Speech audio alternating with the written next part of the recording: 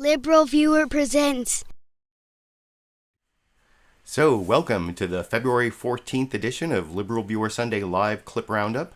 Thanks for joining me. I picked out 47, I think, clips of, is it 47? Yeah, 47 of the best clips from the weekend, including the debate last night and the breaking news about Antonin Scalia and some interviews this morning from the Republicans and several Bernie Sanders interviews for the Democrats. Those are four of the topics I'll be covering, and then the fifth topic at the end will be marijuana legalization with Bill Maher actually lighting up a joint on his show last Friday night.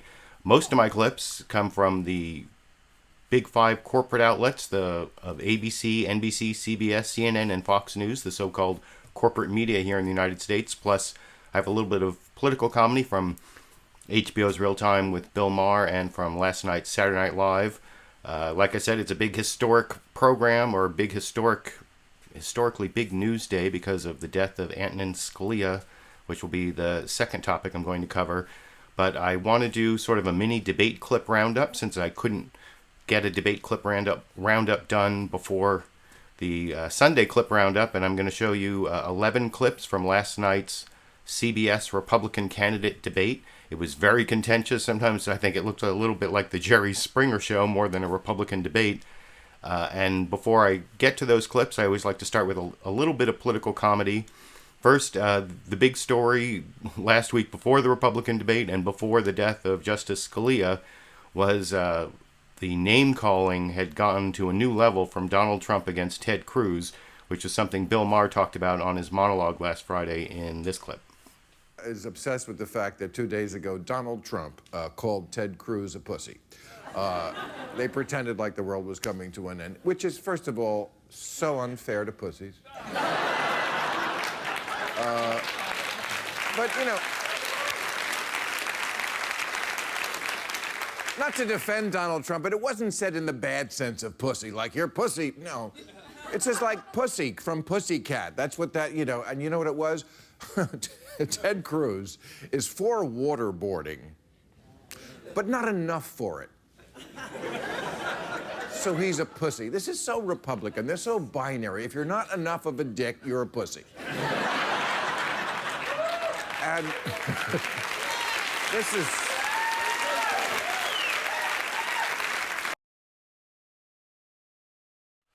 So, yeah, that was Bill Maher making fun of Donald Trump and Ted Cruz arguing about who was stronger on torture and using profanity. And you'll see in the debate clips that coming up, there is a clip at the end where Donald Trump talks about whether he should use profanity and whether he'll continue using profanity. But before I get to that, I want to give one more little joke, one piece of political comedy. This is from last night's Saturday Night Live, which took place right after the Republican debate, so they were able to work in a joke. They didn't make any mention of the death of Justice Scalia. I guess it's not really a subject for comedy the same day that his death is reported, but they did get in a joke on the Republican debate that had just happened. It even includes a clip of the debate with, you'll see Donald Trump got booed several times, and I'll show those clips. But first, here's how Saturday Night Live covered the booing of Donald Trump in the debate here. Tonight's GOP debate just ended in South Carolina, and Donald Trump was repeatedly booed throughout the evening. Here's a quick clip of Trump responding to Jeb Bush. Jeb is so wrong. Jeb is absolutely so... And the crazy thing is, all Jeb said was, "It's great to be here in South Carolina." Also, don't you guys know you can't boo Donald Trump? He doesn't hear boos. If you boo Donald Trump, in his head, it's just this. Jeb is so wrong. Jeb is absolutely so...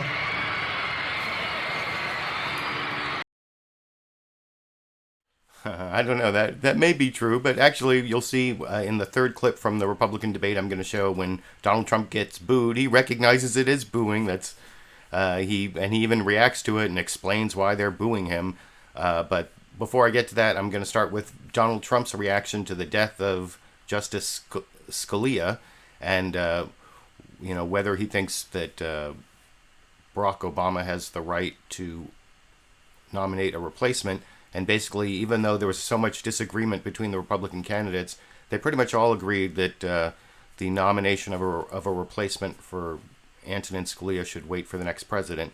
And here's how Donald Trump talked about that last night in the debate in this clip. And the vacancy that leaves on the Supreme Court. Mr. Trump, I want to start with you. You've said that the president shouldn't nominate anyone in the rest of his term to replace Justice Scalia.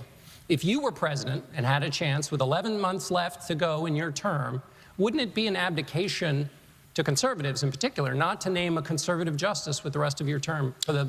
Well, I can say this. If the president, and if I were president now, I would certainly want to try and nominate a justice. And I'm sure that, frankly, I'm absolutely sure that President Obama will try and do it. I hope that our Senate is going to be able, Mitch and the entire group is going to be able to do something about it in times of delay. We could have a Dianne Sykes, or you could have a Bill Pryor. We have some fantastic people. But this is a tremendous blow to conservatism. It's a tremendous blow, frankly, to our country. So just to be clear on this, Mr. Trump, you're okay with the president nominating somebody? I think he's going to do it, whether I'm okay with it or not. I think it's up to Mitch McConnell and everybody else to stop it. It's called delay, delay, delay.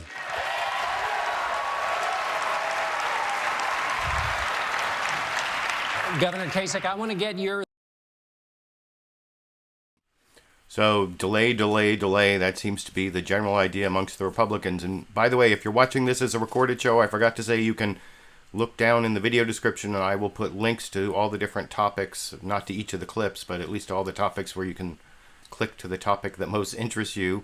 If you start getting sick of the Republican debate, you can move on to the next topic, which will be Justice Antonin Scalia and coverage of his death and the political fight to replace him, which is also the subject of this next clip where Jeb Bush talks about how he sees whether there should be a litmus test for Supreme Court justices.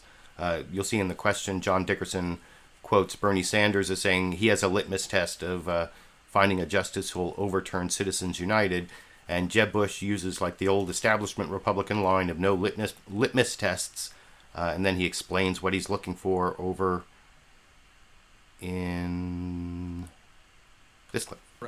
I'd like to ask you, conservatives for a long time have felt like their Republican presidents have picked justices that didn't turn out to be real conservatives. Right.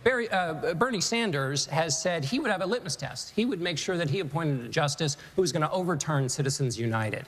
If they can have a litmus test, what about you? Would you have a litmus test for a nominee, and what would it be? Not on specific issues, not at all. I think the next president, if I'm president, I'll appoint people, I'll nominate people that have a proven record in the judiciary. The problem in the past has been we've appointed people thinking you can get it through the Senate because they didn't have a record. And the problem is that sometimes we're surprised. The simple fact is the next president needs to appoint someone with a proven conservative record, similar to Justice Scalia, that is a lover of liberty, that believes in limited government, that consistently applied that kind of philosophy, that didn't try to legislate from the bench, that was respectful of the Constitution, and then fight. And fight for that nomination to make sure that that nomination passes. Of course, the president, by the way, has every right to nominate Supreme Court justices. I'm an Article 2 guy in the Constitution. We're running for the President of the United States. We want a strong executive for sure. But in return for that, there should be a consensus orientation on that nomination. And there's no doubt in my mind that Barack Obama will not have a consensus pick when he submits that person to the Senate. All right, so Senator Cruz, the Constitution. Oh, so that's Jeb Bush, and he is one of, there were 6 candidates up there. I think they all at least have an outside chance, except maybe Ben Carson. Jeb Bush is probably, I don't know, he and John Kasich and Marco Rubio are tied for 3rd, and then Cruz and Trump are fighting it out for 1st and 2nd.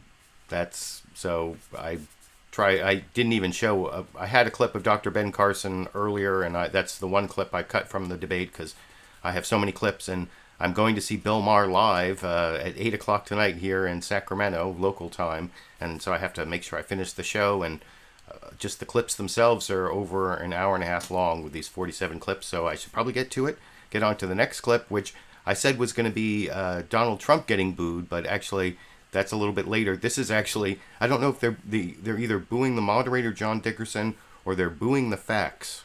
I think if you listen carefully, you'll see the Republican audience is actually booing the facts in the moderator's question. The fact that he wants to talk about facts over, and this is a question to Ted Cruz about the replacement for Justice Scalia over here.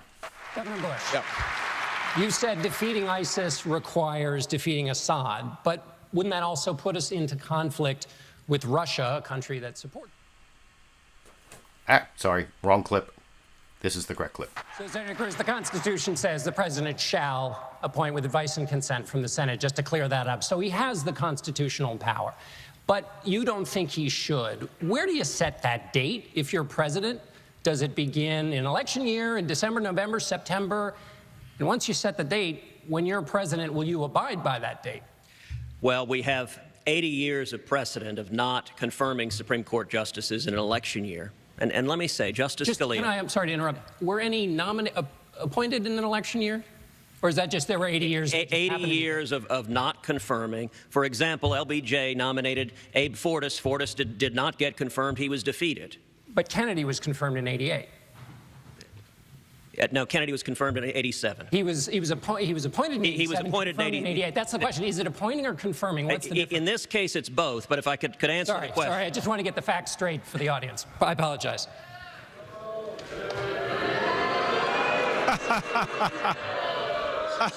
Justice Scalia was a legal giant. He was somebody that I knew for 20 years.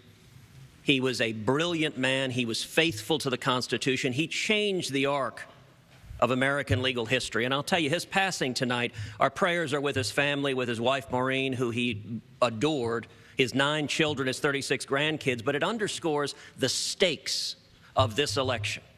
We are one justice away from a Supreme Court that will strike down every restriction on abortion adopted by the states. We are one justice away from a Supreme Court that will reverse the Heller decision, one of Justice Scalia's seminal decisions that upheld the Second Amendment right to keep and bear arms. We are one justice away from a Supreme Court that would undermine the religious liberty of millions of Americans. And the stakes of this election for this year, for the Senate needs to stand strong and say, we're not going to give up the U.S. Supreme Court for a generation by allowing Barack Obama to make one more liberal appointee. And then, for the state of South Carolina, one of the most important judgments for the men and women of South Carolina to make is who on this stage has the background, the principle, the character, the judgment, and the strength of resolve to nominate and confirm principled constitutionalists to the court. That will be what I will do if I'm elected president.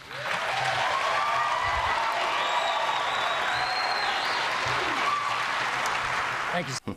So you can see there during that question to Ted Cruz, when the moderator, John Dickerson, tried to correct the facts, he did get kind of booed there by the audience, which I thought was a little weird. And, along the way, I was reading your live comments for the live viewers, and I'm going to get to the Scalia story and what it means a little later, but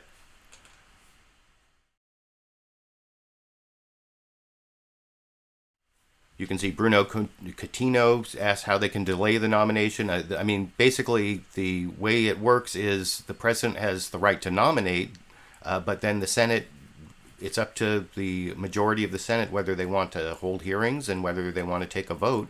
And if Mitch McConnell has said that he doesn't think there should be hearings or a vote, and so he's the leader of the Senate, and if his majority sticks with him, there's basically nothing the Democrats can do except try to retaliate by shutting down other things from happening, and it could turn into a big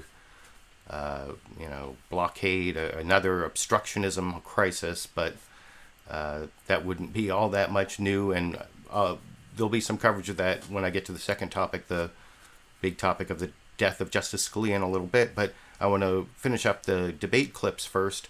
The next one is the one I started to play by mistake. It starts off with Jeb Bush talking about why you have to take out Assad and take out ISIS at the same time, and then Donald Trump starts arguing with him, and this is the first place where Donald Trump gets booed, and he sort of turns on the audience, and this is about 4 minutes long, and I'll discuss it after you watch it over here.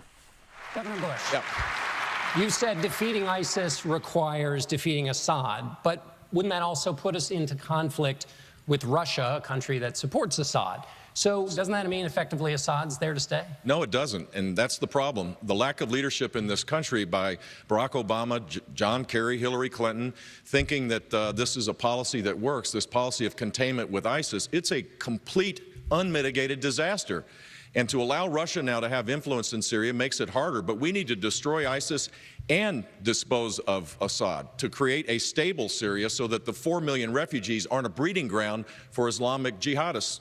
This is the problem. Donald Trump brought up the fact that he would want to accommodate Russia. Russia is not taking out ISIS. They're attacking our team, the team that we've been training and the team that we've been supporting. It is absolutely ludicrous to suggest that Russia could be a positive partner in this. They are on the run. They are making, every time we step back, they're on the run. The question that you asked was a really good one about what you would do. What 3 things would you do? I would restore the military. The sequester needs to be reversed. I would have a strategy to destroy ISIS. And I would immediately create a policy of containment as it relates to Iran's ambitions and to make clear that we are not going to allow for Iran to do what it's doing, which is to move towards a nuclear weapon. Those 3 things would be the first and foremost things that we need to do in 2017. Mr. Trump,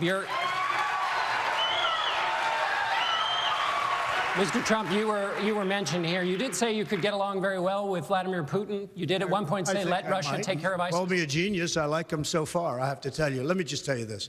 Jeb is so wrong. Jeb is absolutely so... that's... Just so you understand, you know what that is? That's Jeb's special interest and lobbyists talking. Look, let me just tell you something. Jeb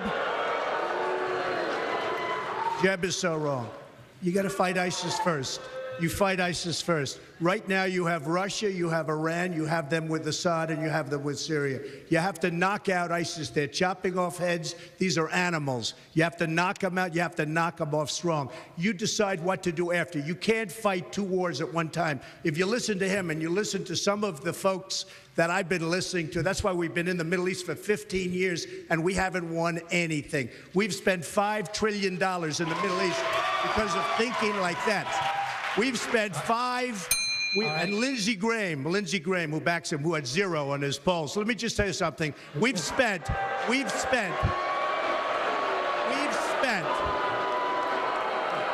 I only tell the truth, lobbyists.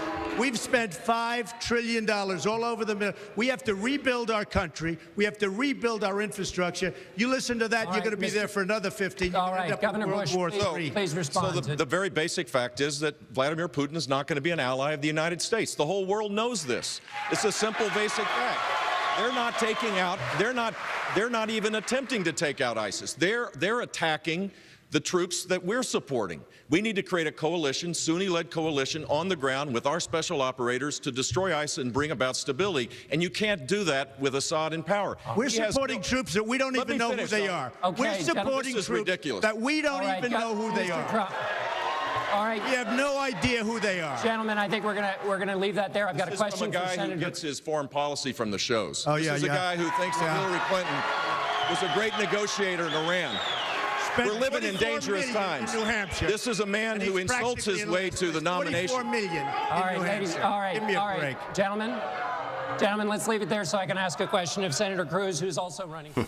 So when I talked about it being kind of like the Jerry Springer show, and it seems like various candidates have gotten supporters in the audience and instructed them to boo to try to like affect the way that people perceive the way the candidates are being received, you know, and Donald Trump is claiming that he only has a few people in the audience because he's self-funded and they're all like donors, so they represent the establishment. I don't know what the facts are behind that, but I did notice that there was a huge amount of rancor between Donald Trump and Jeb Bush again, and so much so where Donald Trump is totally destroying the Bush legacy. If he becomes the nominee, it would mean that the Republican Party has totally repudiated George W. Bush and his war in Iraq.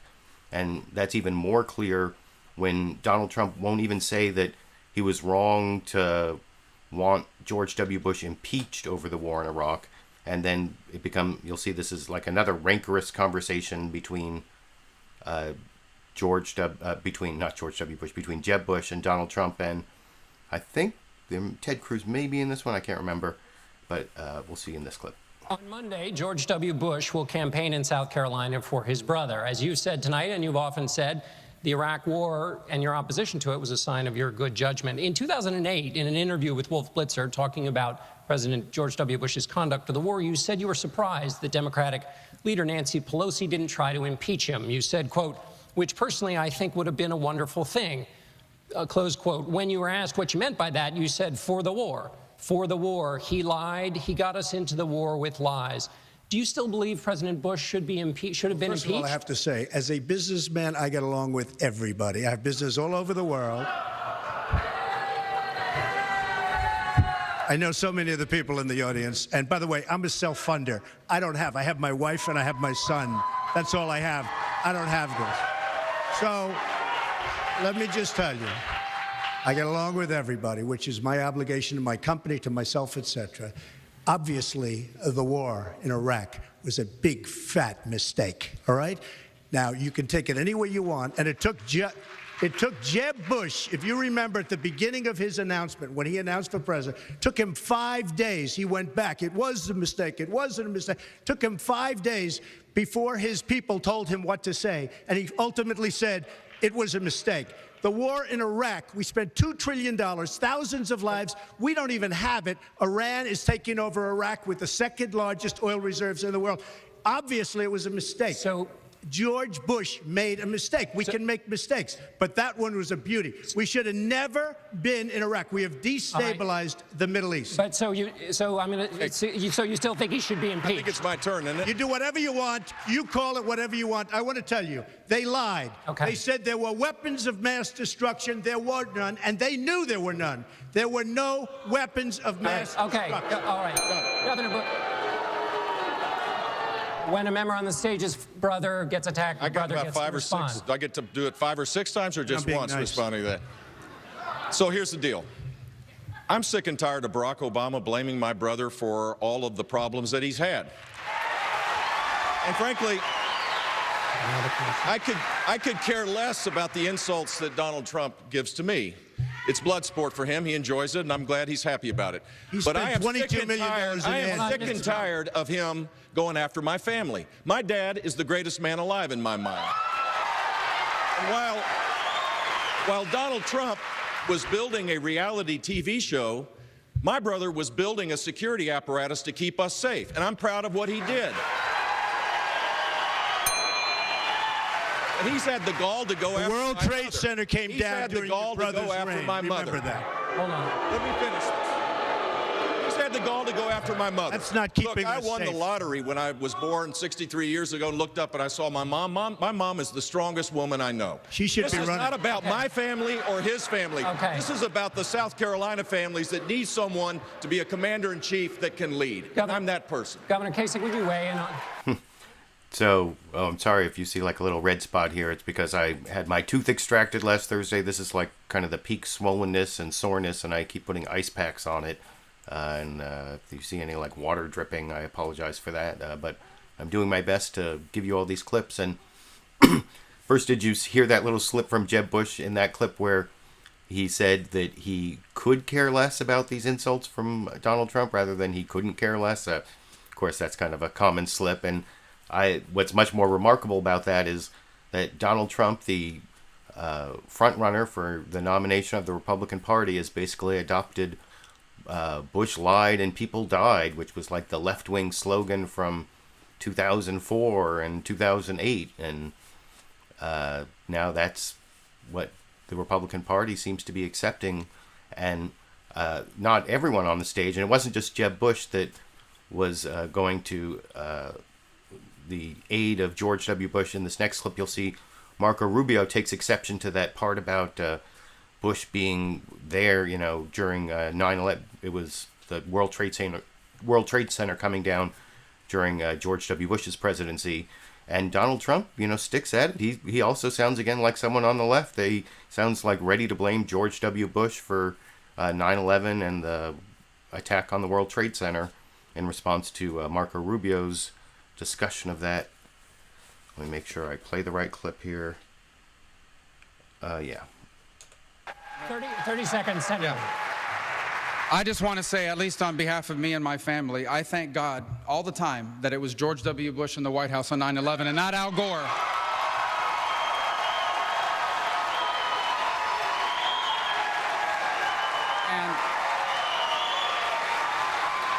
And I think you can look back in hindsight and say a couple things, but he kept us safe. And not only did he keep us safe, but no matter what you want to say about weapons of mass destruction, Saddam Hussein was in violation of UN resolutions, an open violation, and the world wouldn't do anything about it. And George W. Bush enforced what the international community refused to do. And again, he kept us safe, and I am forever grateful to what he did for this country. How did he keep us safe when the World Trade Center came down? The World, excuse me, I lost hundreds of friends. The World Trade Center came down during the reign of George Bush. He kept us safe. That's not safe. That is not safe, Marco. All right. That is not safe. The World Trade Center came down because Bill Clinton didn't kill Osama bin Laden when he had the chance to kill him. And George Bush had the chance. By the way, George Bush had the chance also, and he didn't listen to the advice of his CIA. All right, Dr. Carson, we have a... We have a cleansing. I'm not going to invite Donald Trump to the rally in Charleston on Monday afternoon. I don't want to go. My brother's coming to speak. Yeah. I'm rescinding the invitation. I thought you might want to come, but I guess not. All right. Well, Dr. Carson, I've got a question now for you. And I actually, like I said, cut out the question for Dr. Carson, but you can see that Donald Trump there is blaming George W. Bush pretty much for 9/11 after Marco Rubio started out that thing. I forgot to mention that he was going to say, I thank God that it was George W. Bush and not Al Gore. I think we actually probably would have been a lot better off with Al Gore, the guy who actually was elected by, the most votes in the 2000 election, not to bring up 16-year-old arguments, but I don't want to leave you with the impression that the only people who were getting arguments were people, or that Donald Trump was the only one arguing with people. And Jeb, and I guess there was Marco Rubio in there, but Marco Rubio also had quite an argument with Ted Cruz on the issue of immigration, starting off with Kimberly Strassel, who is a Wall Street Journal conservative reporter, asking Ted Cruz if he was going to use the list of what's called DACA, or the Dreamers, like the people who Obama has given an executive order saying they're not going to be deported, if he's going to use that list of their addresses to go and round them up. And you can see first Ted Cruz using that as an opportunity to attack Marco Rubio, Marco Rubio uses an attack to attack Ted Cruz on immigration, and then they go back and forth over in this clip. Senator Cruz, you have promised to deport illegal aliens. You've also promised to reverse President Obama's executive action that gives temporary amnesty to illegals that were brought here by their parents as children. As president, you would have the names and addresses of the some 800,000 of those that have registered under that action. Now, you have said that in this country we shouldn't go door to door looking for illegals, but in this case, you'd have a list. Would you use it? Well, your question highlights a sharp difference on immigration on this stage. In a Republican primary, everyone talks tough on immigration. Everyone is against illegal immigration in a Republican primary. But as voters, we've been burned over and over again by people that give us a great campaign speech and they don't walk the walk. There are sharp differences on amnesty. If you look at the folks on this stage, when Harry Reid and Chuck Schumer and establishment Republicans were leading the fight to pass a massive amnesty plan, I stood with Jeff Sessions and Steve King and the American people and led the fight to defeat that amnesty plan. So would you use the addresses? Now that moment, would you pick them up? That moment was what Reagan would call a time for choosing. When it comes to deciding which side of the line you're on, the Rubio-Schumer amnesty plan, apparently supported by the donor class, which is why Washington supported it. The Rubio-Schumer amnesty plan passed the Senate and it was on the verge of passing the House. House leadership intended to take it up and pass it with the Democrats overruling most of the Republicans. And the question for anyone on illegal immigration is, where were you in that fight? Where did you stand? You are right. There is a difference between Senator Rubio and me on this question. We're going to have to do... Your reply. We're going to have to do this again, okay? When that issue was being debated, Ted Cruz at a committee hearing very passionately said, I want immigration reform to pass. I want people to be able to come out of the shadows. And he proposed an amendment that would have legalized people here. Not only that, he proposed doubling the number of green cards. He proposed a 500% increase on guest workers. Now his position is different. Now he is a passionate opponent of all those things. So he either wasn't telling the truth then, or he isn't telling the truth now. But to argue he's a purist on immigration is just not true. Major, I get a response to that. Very quickly. All right, Senator Cruz, your response, Senator Cruz. You know, the lines are very, very clear. Marco right now supports citizenship for 12 million people here illegally. I oppose citizenship. Marco stood on the debate stage and said that. But I would note, not only that, Marco has a long record when it comes to amnesty. In the state of Florida, as Speaker of the House, he supported in-state tuition for illegal immigrants. In addition to that, Marco went on Univision in Spanish and said he would not rescind President Obama's illegal executive amnesty on his first day in office. I have promised to rescind every single illegal executive action, including that one. And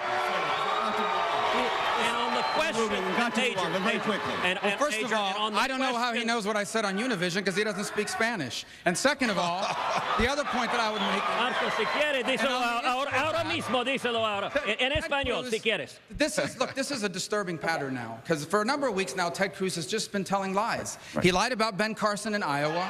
He lies about Planned Parenthood. He lies about marriage.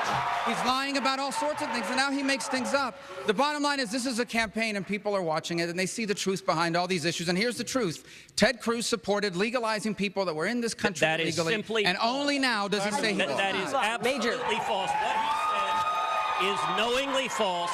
And I would note, if you want to assess, who's telling the truth, if you want to assess who's telling the truth, then you should look to Jeff Sessions, who said without Ted Cruz, the Rubio-Schumer amnesty bill would have passed, and Ted was responsible. You should look to Rush Limbaugh and Mark Levin that said, Senator Cruz, Marco that'll be the last one.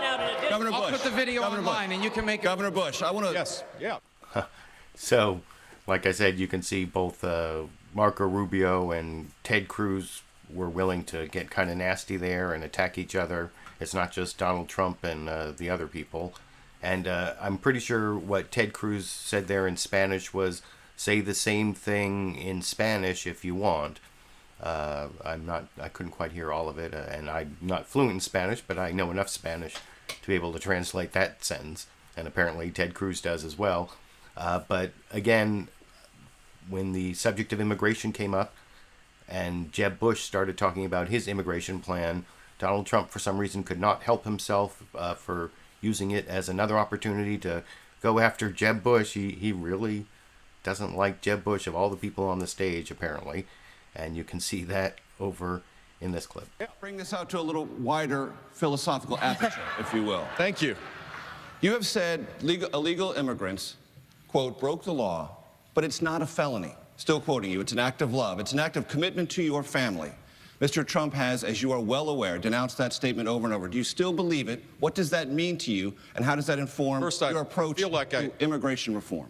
Great question. I feel like I have to get into my inner Chris Christie and point out that the reason why I should be president is listening to two senators talk about arcane amendments to bills that didn't pass. This is the problem. We need a leader to fix this problem. And I have a detailed plan to do just that, including controlling the border, dealing with the visa overstayers, making sure that we have a path to legal status, not to citizenship, for those that come out from the shadows and pay a fine, learn English, don't commit crimes, work, and pay taxes. That is the better approach. Fundamentally, do you believe this rhetoric is insufficiently compassionate to this issue? The great majority of people that come to this country come because they have no other choice. They want to come to provide their families. That doesn't mean it's right. That doesn't mean it's right. We should pick who comes to our country. We should control our border. Coming here legally should be a lot easier than coming here illegally. But the motivation, they're not all rapists, as You know who said? They're not that. These are people that are coming to provide for their families. And we should show a little more respect for the fact that they're struggling. It doesn't mean we shouldn't be controlling the border. That's exactly what we should be doing. Mr. Trump. Look,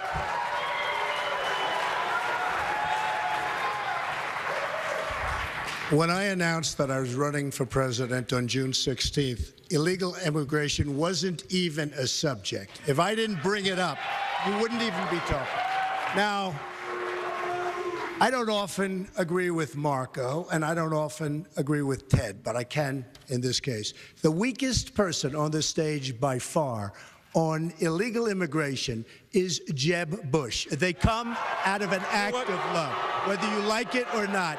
He is so weak on illegal immigration, it's laughable, and everybody knows it. So, you know, this is the standard operating procedure to disparage me. That's fine. I don't really spend care a little about more it. money on the I can handle it. commercials. But if you want to talk about weakness, it's weak to disparage women. It's weak to disparage Hispanics. I don't disparage. It's weak to denigrate the disabled. And it's really weak to call John McCain a loser because he was a POW. I never called him. No, I don't call That him is a- outrageous. He's an American hero. He also Simple said fact about is, language. I've laid out my plans. He said as it about relates to language. For immigration. language. 2 days ago, he said he would take his pants off and moon everybody, and that's fine. Nobody reports that. He gets up and says that, and then he tells me, "Oh, my language was a little bit rough." Okay. My language. Governor Kasich. Give me a break. That profanity thing's going to come up again, but the mooning thing was kind of weird, and the mooning thing is actually in the very beginning of this next clip. It's the continuation of that last clip. It's the one clip I chose of John Kasich from the debate, where you can see him try to be the reasonable one, and then he gives his immigration plan, but this is what passes for reasonable on the Republican side, saying that this other stuff is kind of nuts, is, I believe, the quote from John Kasich over in this clip.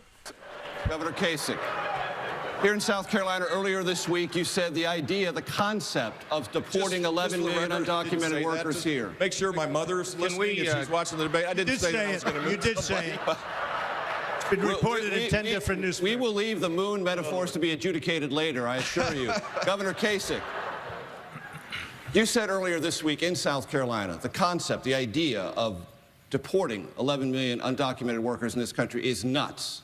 Why is it you are so opposed to that idea? Senator Cruz has said it's a simple application of existing law.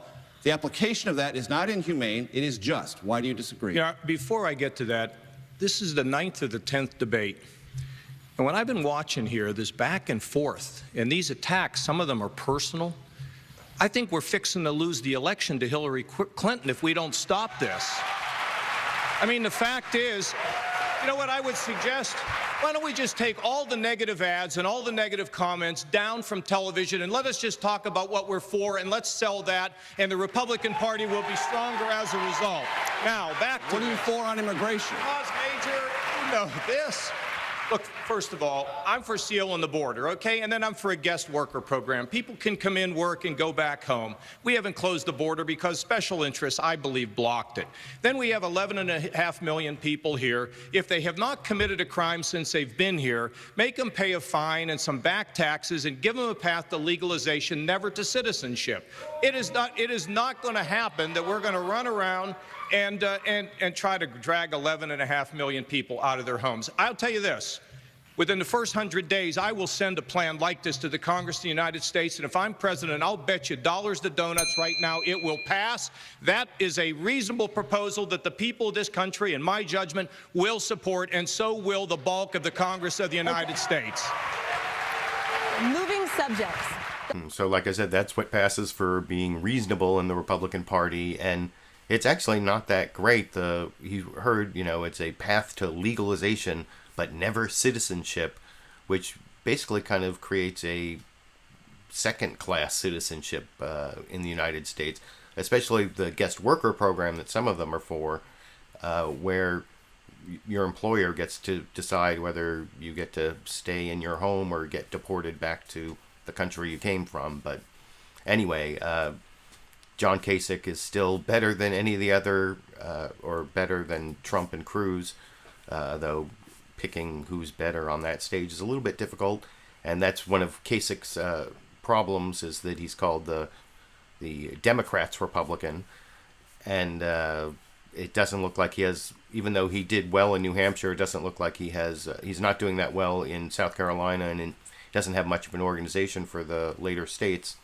But I guess stranger things have happened, and I'm going to show two more clips now. Speaking of strange things, these are both Donald Trump clips, and in this first one, Donald Trump, it starts off with a question from John Dickerson about why he is allowed to be flexible and, evolve in his views, but then other people are, he attacks other people who have evolved on their views, and that part is kind of formulaic. But then it's interesting, you'll see that Donald Trump portrays himself as against some of the normal establishment conservative ideas, and he goes to the eminent domain thing, and of course that brings in Jeb Bush, and it's another back and forth between Jeb Bush and Donald Trump that gets kind of nasty. Over in the second to last clip from the debate. Oh, let me make sure I get the right one. Is this clip number? Yeah, clip number 12. Here. Flexible and changed your opinion on a number of things, from abortion to Hillary Clinton. But you've said, rightly, that it's just like Ronald Reagan, who changed his mind on things. But at the same time, you're criticizing Senator Cruz for what you say is a change on immigration. He disputes that, of course.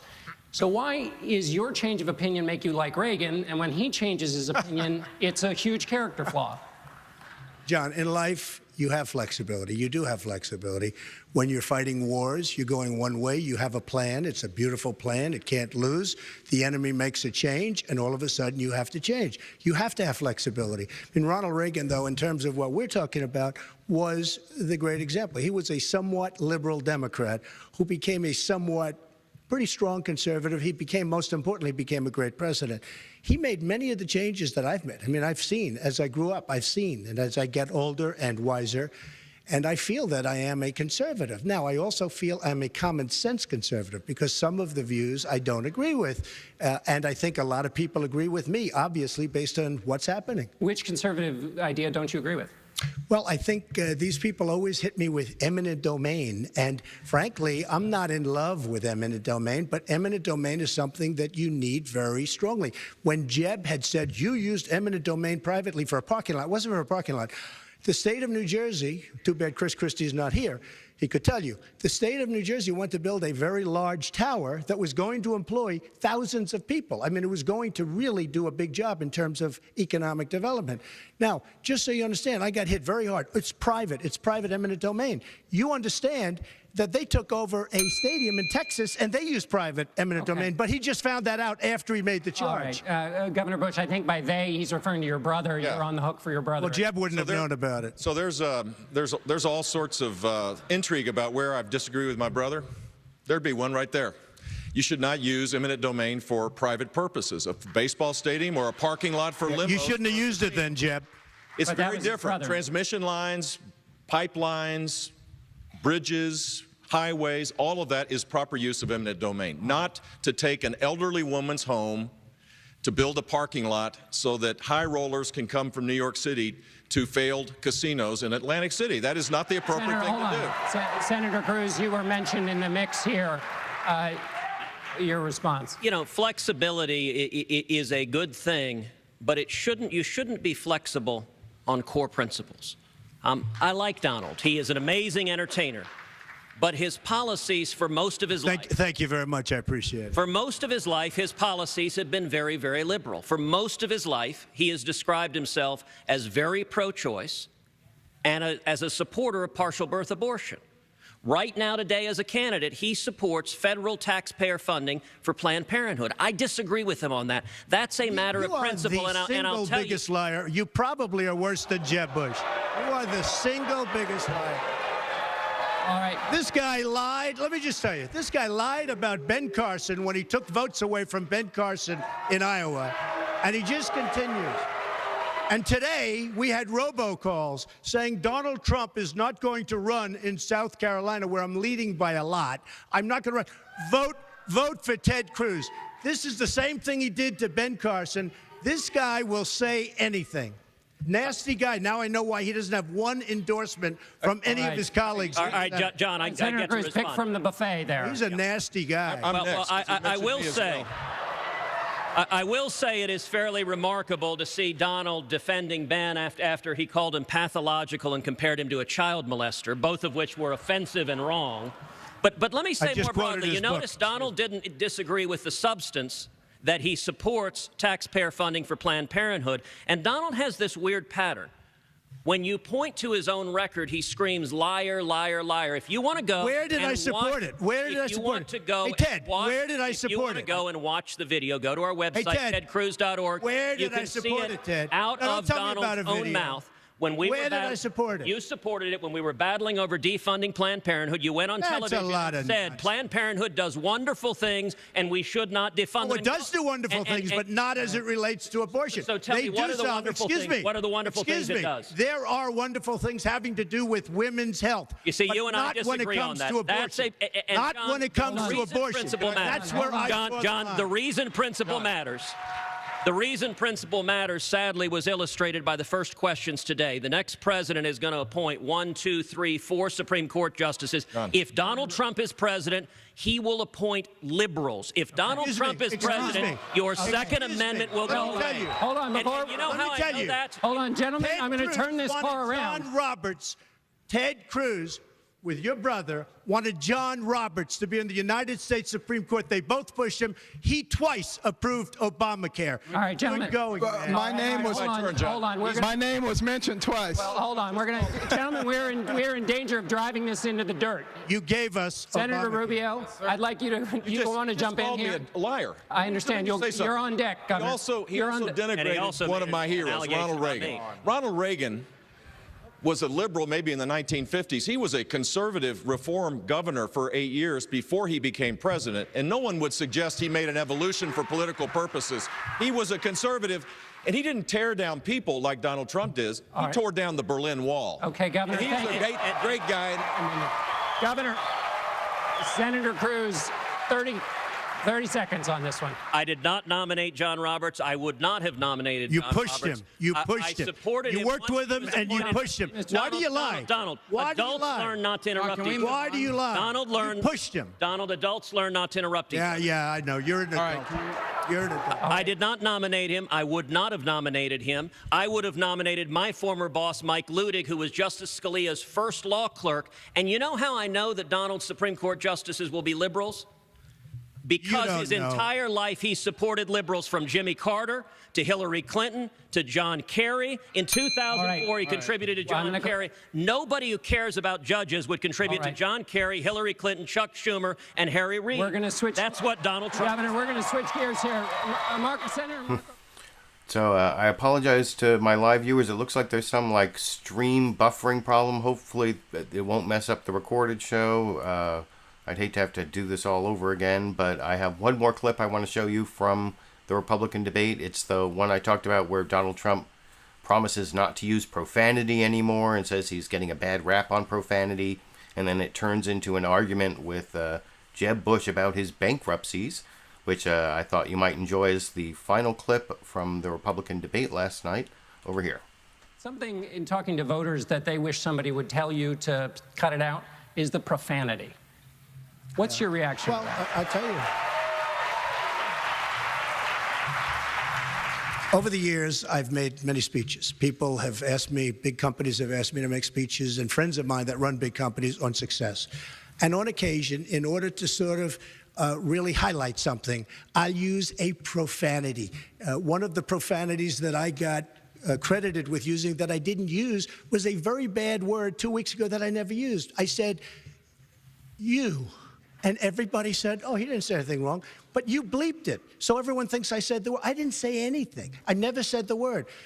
It is very unfair, that criticism. Now, I will say this. With all of that being said, I have said I will not do it at all. Because if I say a word that's a little bit off color, a little bit, it ends up being a headline. I will not do it again. I was a very good student at a great school. Not using, by the way, not using profanity is very easy. All right. Okay, Governor Bush, I'd like to ask I got to respond to this. Well, how about you respond, and then you can answer the question I'm about to ask. Sounds like a good plan. It'll be or you could ask me 2 questions so I could get 2 minutes instead of 1. If we adjudicate this, the night will be over. Governor, in 2012, you said that your father and Ronald Reagan would have a hard time in today's Republican Party based on their records of trying to find accommodation and finding some degree of common ground. Do you still feel that way? I think that the dysfunction in Washington is really dangerous. That's what I think. And we need a proven leader that has a record of solving problems. Someone who doesn't cut and run.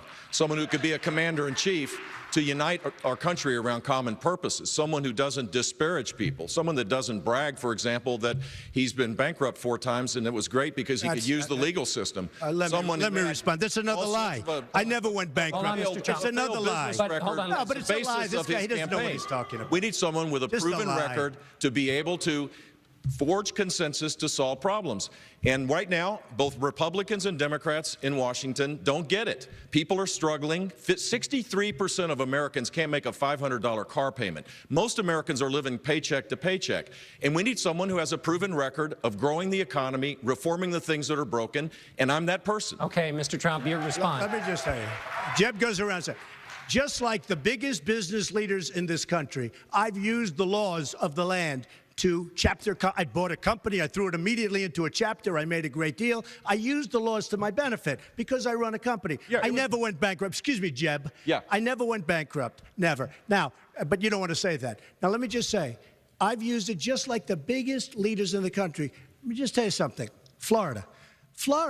He put so much debt on Florida. You know, we keep saying he's a wonderful governor, wonderful governor. He put so much debt on Florida, and he increased spending so much that as soon as he got out of office, Florida crashed. I happened to be there. It's my second home. Florida crashed. Okay. He didn't do a good job as governor. And you haven't, excuse me, you haven't heard that. You listened to the good record in Florida. You take a look at what happened. As soon as that year ended, he got out. Florida crashed. Too much debt. He loaded it up with debt. And his spending went through the roof. Mr. Trump, please, By the way, the bells are ringing, this sir. was not a good governor. Here's the record. Here's the record. We led the nation in job growth 7 out of 8 years. When I left, there was $9 billion of reserves, 35% of general revenue. No state came close to that. Numbers. During my time, we were one of 2 states to go to AAA bond rating. We didn't go bankrupt like Trump did and call it success when people are laid off, when vendors don't get paid. That's not success. What we did was create an environment where people had a chance to have income. Personal income during my time went up by 4.4%. Florida went down the tubes right after he got out of office. The government grew by half of what that. He did to All right. Thank you. Senator Rubio, I want to ask you a 30-second. So like I said, that's the last clip I want to show. And I thought Jeb Bush did a better job taking on Donald Trump in this debate than he has in previous debates.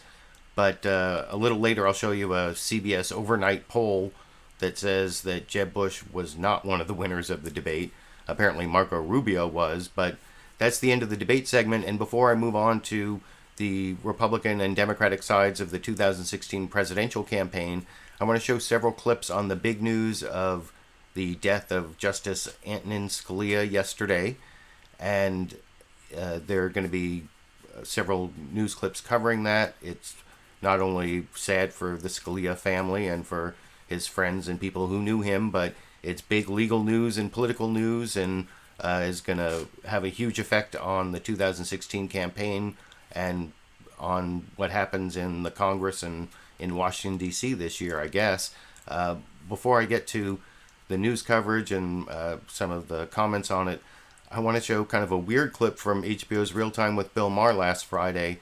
This is from the day before Justice Scalia died, or at least before it was announced. I guess he died overnight sometime in his sleep, apparently, he may have actually died Friday night sometime around when this was happening. But there were 2 mentions of Justice Scalia on HBO's Real Time with Bill Maher. In this clip, I'm going to show one of them where Bill Maher is talking about how an undercovered story by the media was the Supreme Court decision to put a stay on the Obama administration's climate change initiative. That part of what it negotiated over in Paris has to do with putting certain voluntary limits on greenhouse gases and other things in the United States. and the Supreme Court reached down to a lower court and said, put a stay on the Obama administration's action until this can get heard. And that's what Bill Maher was complaining about, with kind of an eerie comment at the end of the clip you can see here. And we report the facts, and people ignore them and vote for Trump anyway. First of all, not on TV, they don't report the facts. There was a giant story this week that totally got buried because all they do is talk about the horse race. There should have been a giant headline that said, Supreme Court attacks Earth. Let me tell you what happened. The five Republicans on the Supreme Court stopped the EPA from carrying out the Clean Power Plan, which is President Obama's main global warming initiative. It is the thing that allowed us to take the lead at the Paris Accords in November. At Paris, we agreed to cut emissions of greenhouse gas by 26 to 28% below 2005 levels by 2025. This is really important stuff. And it's unprecedented, by the way, for the Supreme Court to do this, because this has not been adjudicated so far by the Federal Appeals Court. But they had to step in, or else an oil company might have been hurt. Well, listen. And my question is, one, how are these other countries going to trust us now on taking the lead on global warming? And two, how can anything get done in America when you have to run it by Antonin Scalia first? Look. So that's a little weird, and I guess that's not a concern anymore for this particular court as to whether you have to run things by Scalia before you get anything done.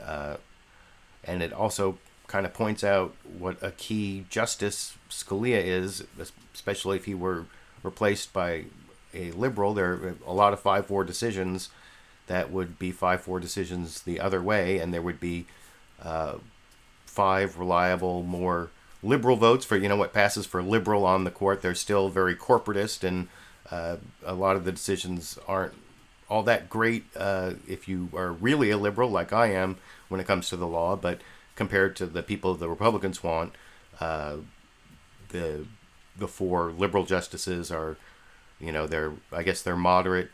A couple, well, I don't want to go into all that because I have so many clips to show, but I want to show some of the news coverage of the death of Justice Scalia and the ensuing political fight. First, the one from Fox News Sunday, where Chris Wallace starts off pointing out the big hole that will be left by Justice Scalia, and then it goes to Shannon Bream, where she does a little bit of a retrospective and then talks about the political fight, but the timeline isn't quite right. They make it kind of look like President Obama was the first person, fired the first shot as to whether there'd be a nominee, and brought up the politics. When I was watching this live, and I remember it was first Senator Mike Lee said the chances were less than 0 of an Obama nominee, and then Ted Cruz said, we have to wait for the next president. And Mitch McConnell had already said that they weren't going to fill the seat before President Obama said anything, but you wouldn't know that from watching the Fox News coverage from Chris Wallace, where, like I said, he said big hole on the court, and to Shannon Bream over here. That broke late Saturday, the death of Supreme Court Justice Antonin Scalia. The passing of this conservative giant leaves a big hole on the court, and it sets off a fierce struggle over whether President Obama should name his successor or leave that to the next president. We'll ask 2 leading candidates for the White House, Republican Marco Rubio and Democrat Bernie Sanders, in a few minutes. But first, let's bring in Fox News chief legal correspondent Shannon Bream, reporting from the Supreme Court. Shannon. Chris, he's been described as larger than life, and that was true of Justice Antonin Scalia both on and off the bench. He was a spirited jurist and unapologetic about his philosophy. I look to the words of the Constitution, but I ask, what did those words mean to the society that adopted them? That's the same thing I do with legislation. What do those words mean? What's the fair understanding of them? Scalia was known for being rather immovable once he reached a decision, and often penned fiery dissents when he was on the losing end of an opinion. Dissenting from the court's decision to legalize gay marriage nationwide last year, Scalia felt the majority had ignored the will of millions of Americans who had voted at the state level to preserve the traditional definition of marriage. Scalia wrote, quote, A system of government that makes the people subordinate to a committee of 9 unelected lawyers does not deserve to be called a democracy. And now, a potentially epic showdown over his replacement. I plan to fulfill my constitutional responsibilities to nominate a successor in due time. There will be plenty of time for me to do so and for the Senate to fulfill its responsibility to give that person a fair hearing and a timely vote. Senate Majority Leader Republican Mitch McConnell says he believes that should be left to the next president. And while that partisan fight plays out, the court is left to wrestle with the key decisions this term on affirmative action, abortion, the president's use of executive power, and the HHS contraceptive mandate. In these cases, as in any others, if the court issues a 4-4 decision, that essentially just leaves the lower court ruling in effect. Chris? Shannon, thank you. So, like I said, from Shannon Bream's report there, it almost sounded like President Obama started the partisan fight and Mitch McConnell came second, when that's not really the facts. But not just to pick on Fox News, CNN's State of the Union was guest hosted by Dana Bash this morning.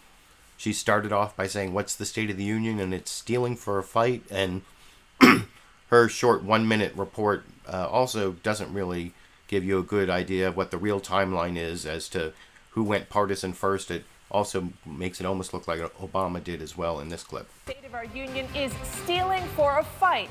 The sudden death of Supreme Court Justice Antonin Scalia sent an already tense presidential race into overdrive. And the political drama played out live on television last night. Just moments before the start of a Republican debate, President Obama vowed to fill Justice Scalia's seat. I plan to fulfill my constitutional responsibilities to nominate a successor in due time. There will be plenty of time for me to do so and for the Senate to fulfill its responsibility to give that person a fair hearing and a timely vote. But within minutes, the GOP candidates on the debate stage demanded that the Senate block any potential nominee. I think it's up to Mitch McConnell and everybody else to stop it. It's called delay, delay, delay.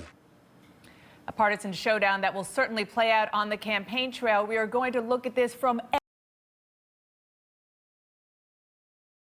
So, like I said, Dana Bash there, that timeline made it look like Obama mentioned that he was going to make the nomination, and then the Republican candidates responded, which isn't exactly true.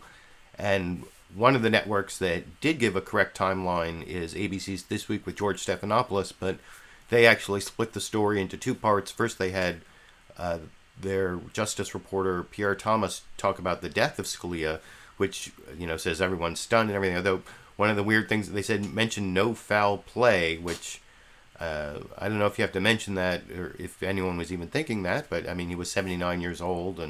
But anyway, this Pierre Thomas report here doesn't give the timeline. That comes later in the Jonathan Karl report. First, here's Pierre Thomas' 1-minute report on This Week with George Stephanopoulos this morning.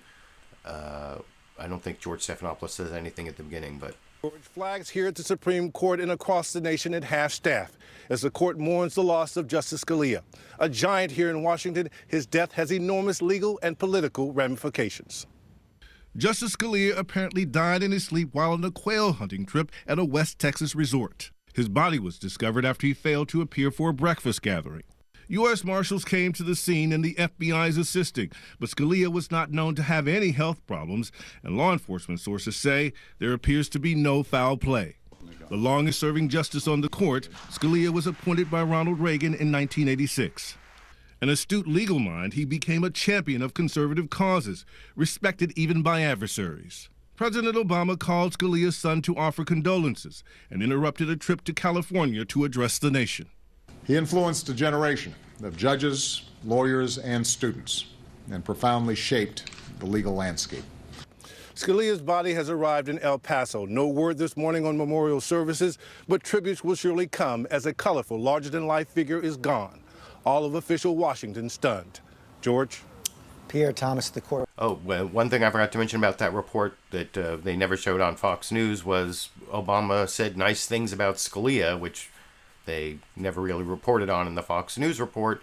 And then, like I said, here comes the Jonathan Karl report on ABC, where they give the correct timeline of how the epic battle started to unfold, the political battle to replace Justice Scalia within minutes of when he died yesterday, or when his death was announced, over in this clip. On this were drawn even before the Supreme Court officially confirmed that Scalia had died, setting up a titanic fight here in Washington and on the campaign trail. News of Justice Scalia's death hit Washington like a thunderbolt.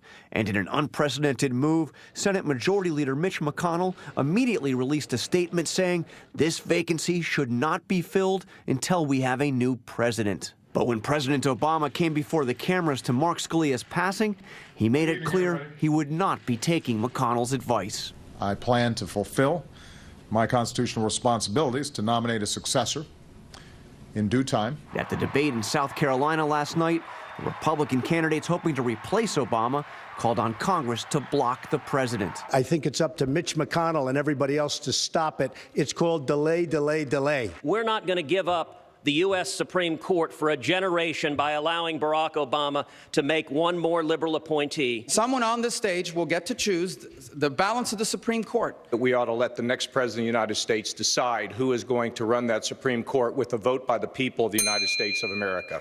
None of that will deter President Obama from moving forward and nominating a replacement for Scalia. The short list will likely include Circuit Court judges Sri Srinivasan, Jane Kelly, and Merrick Garland, with Sri Srinivasan almost certainly the front runner in that group, George. He's somebody that Republicans actually like.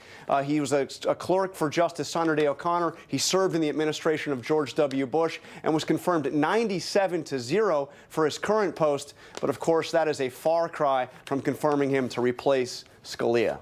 Yeah, unlikely to make much difference in a future vote. Meantime, John, this sets up the prospect they have a 4-4 lineup on the Supreme Court, maybe for well over a year. Yeah, and that could mean a lot of tie votes on the Supreme Court, because nearly 30% of the decisions in their most recent term were 5-4, and in about a third of those, Scalia was the 5th justice in the majority. So you could have a situation where you have many tie votes, and in that case, the lower court's decision simply stands. Huge impact. Okay, John, Carl.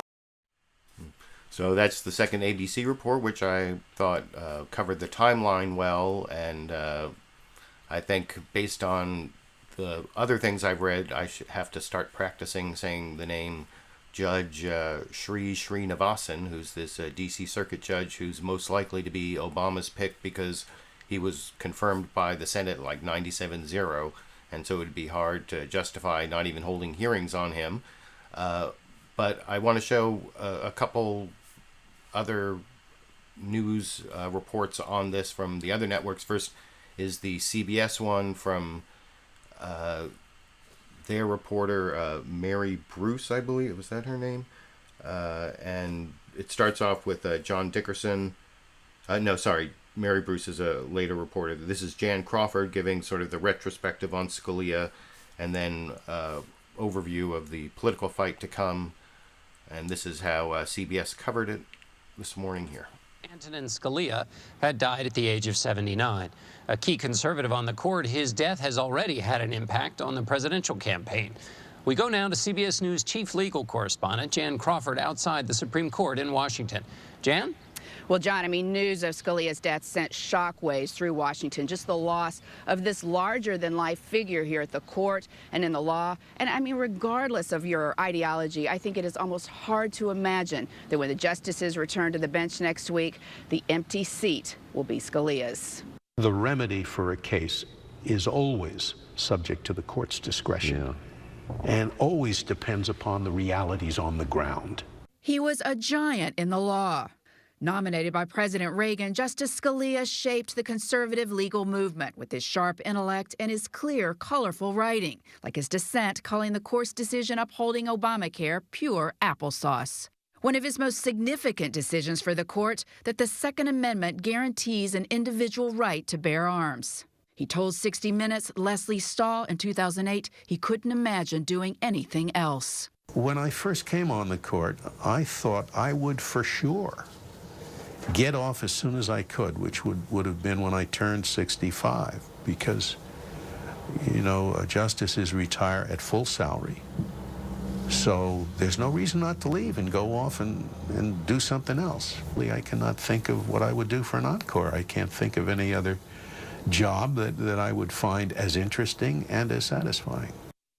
But almost immediately after the news of his death broke, the fight began over his successor. The Supreme Court now is divided 4-4, and Republicans already are vowing to block whoever the president sends up. John? So, Jan, if they do block the person the president sends up, what happens to the court? Well, I think that is a very likely scenario, that we will not have a 9th justice on this Supreme Court for the indefinite future. And that means that the lower court decision in all of these controversial cases that the justices will be hearing this term, that decision will remain. So we are going to have cases this term, John, on affirmative action, on abortion, on the future of Obamacare, on labor unions. It is a docket chock full of controversy. But the lower court decision, if the court splits 4-4, would stand. So it means that all the controversy in some ways that we expected here at the court now will be shifted across the street, where the fight will be in Congress. All right, Jan Crawford, thanks so much. And not just in Congress, but it'll be in the political campaign, as was kind of evident from the debate and those first few clips of the debate, and will also be evident from the clips I show of the candidates talking on the Sunday morning news programs this morning. But I also want to show on that same topic a 1-minute clip from NBC's Meet the Press, where Chuck Todd showed both the Republican candidates all agreeing that there should not be an Obama nomination, and then contrasting that to both Hillary Clinton and Bernie Sanders saying the opposite. And that is over in this clip. This vacancy paralyzed the court and perhaps the U.S. Senate. At last night's Republican presidential debate in South Carolina, the candidates made clear where they stand on this issue. I do not believe the president should appoint someone, and it's not unprecedented. There's no doubt in my mind that Barack Obama will not have a consensus pick. The Senate needs to stand strong and say, we're not going to give up the U.S. Supreme Court for a generation. I think it's up to Mitch McConnell and everybody else to stop it. It's called delay, delay, delay. We're going to hear from 4 of the leading Republican presidential candidates this morning: Donald Trump, Ted Cruz, Marco Rubio, and John Kasich. The Democratic candidates, meanwhile, were also quick to respond to the vacancy. Supreme Court of the United States has 9 members, not 8. We need that 9th member. Elections have consequences. The president has a responsibility to nominate a new justice, and the Senate has a responsibility to vote. We'll also be taking a close look. So you can see there how the Democrats responded to this. And you remember earlier I answered a question, this was back during the Republican debate, about how the Republicans can delay the nomination. And I said, well, you know, they have the most votes, and if they have enough votes, they can delay the vote and decide not to hold hearings. And as to whether there's going to be some sort of political pressure and how that might not be the case, I'm going to show a clip of the number 2 Democrat in the Senate, Chuck Schumer, answering a question from George Stephanopoulos on This Week with George Stephanopoulos this morning. And I will talk about that a little more. This is the last clip on the subject of Antonin Scalia, although that also becomes a topic on the Sunday morning news programs talking to the candidates. But this is the last clip I'm showing specifically on that topic from Chuck Schumer, George Stephanopoulos this morning here. Chuck Schumer of New York, also a member of the Judiciary Committee. So let's look at the math right here. You heard Senator Cruz say he's going to filibuster. Mitch McConnell says it's not going to happen. You only have 46 votes in the Senate, so there's not going to be a nominee here. Well, the job, first and foremost, is for the president to nominate and for the Senate to hold hearings and go through the process. You know, the Constitution, Ted Cruz holds the Constitution when he walks through the halls of Congress. Let him show me the clause that says the president's only president for 3 years. Does this mean we don't hold hearings on anything? The president shouldn't nominate cabinet ministers? It certainly might mean the Republicans shouldn't repeal Obamacare in the 4th year. And so our job is to go forward with the process, and then we'll see what happens. That's but you what know Democrats it's not going to happen. Well, no, I'm not sure that's true. You know, the kind of obstructionism that Mitch McConnell's talking about, he's harking back to his old days. You know, he said, well, I want regular order.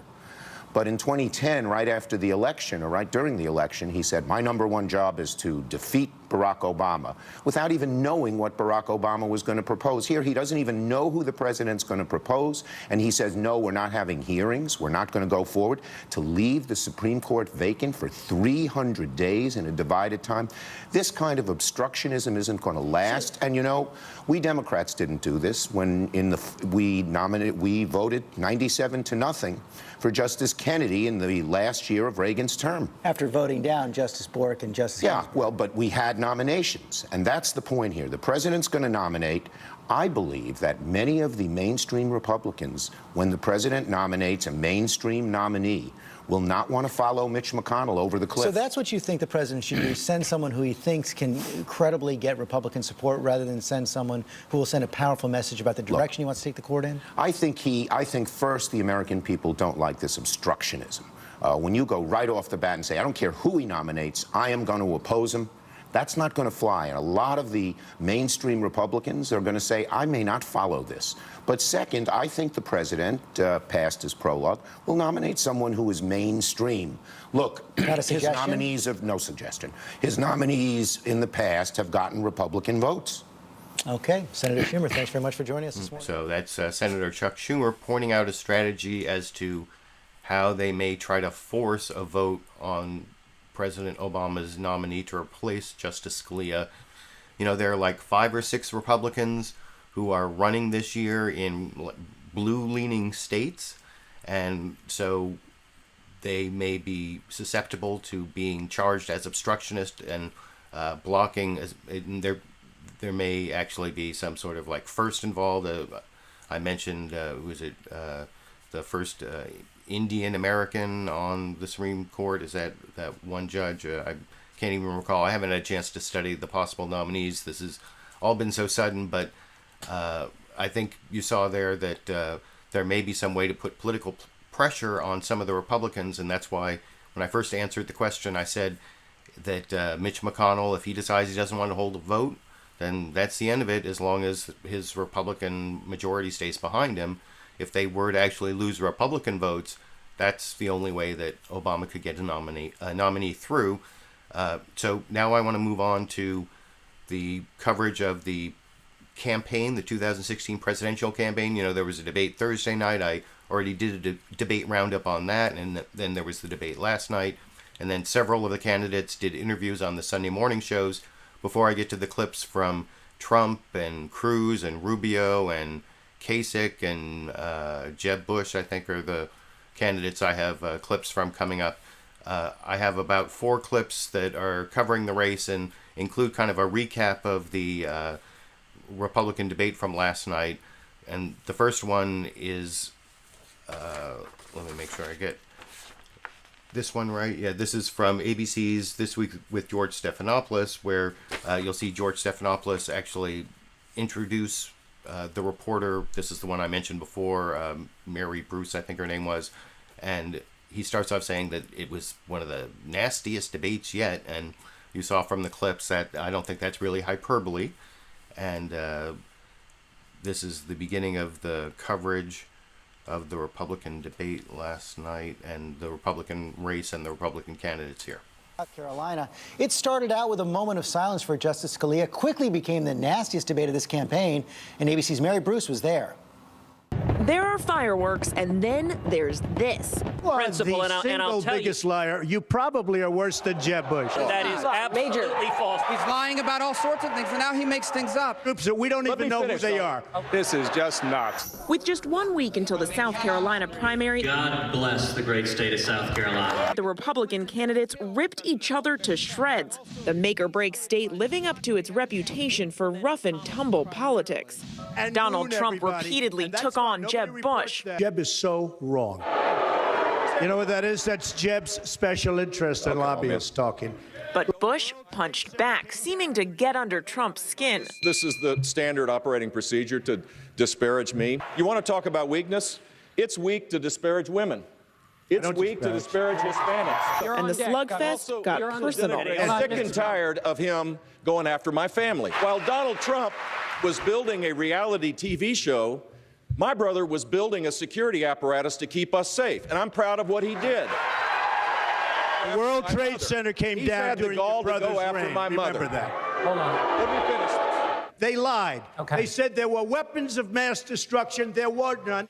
Ted Cruz and Marco Rubio sparred over immigration in English and Spanish. Marco went on Univision in Spanish and said he would not rescind President Obama's illegal executive amnesty on his first day in office. Well, first of all, I don't know how he knows what I said on Univision because he doesn't speak Spanish. And second of all, the other point that I would make... Marco, si quieres, díselo ahora mismo, díselo ahora. En español, si quieres. And George, the candidates are pulling out all the stops here. Tomorrow, former President George W. Bush making his first appearance here on the campaign trail for his brother. But after last night's debate, Jeb Bush joked that Donald Trump is no longer invited. In fact, after the debate, they didn't even shake hands. George. Okay, Mary Bruce, thanks very much.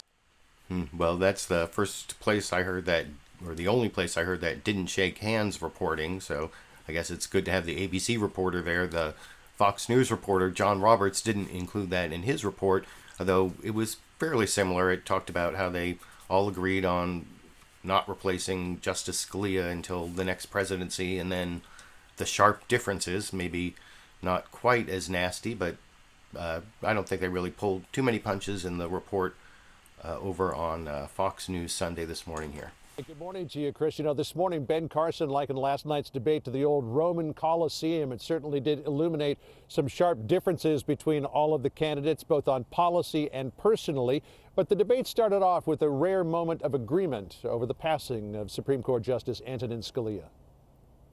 I believe the president should not move forward, and I think that we ought to let the next president of the United States decide who is going to run that Supreme Court. I think it's up to Mitch McConnell and everybody else to stop it. It's called delay, delay, delay.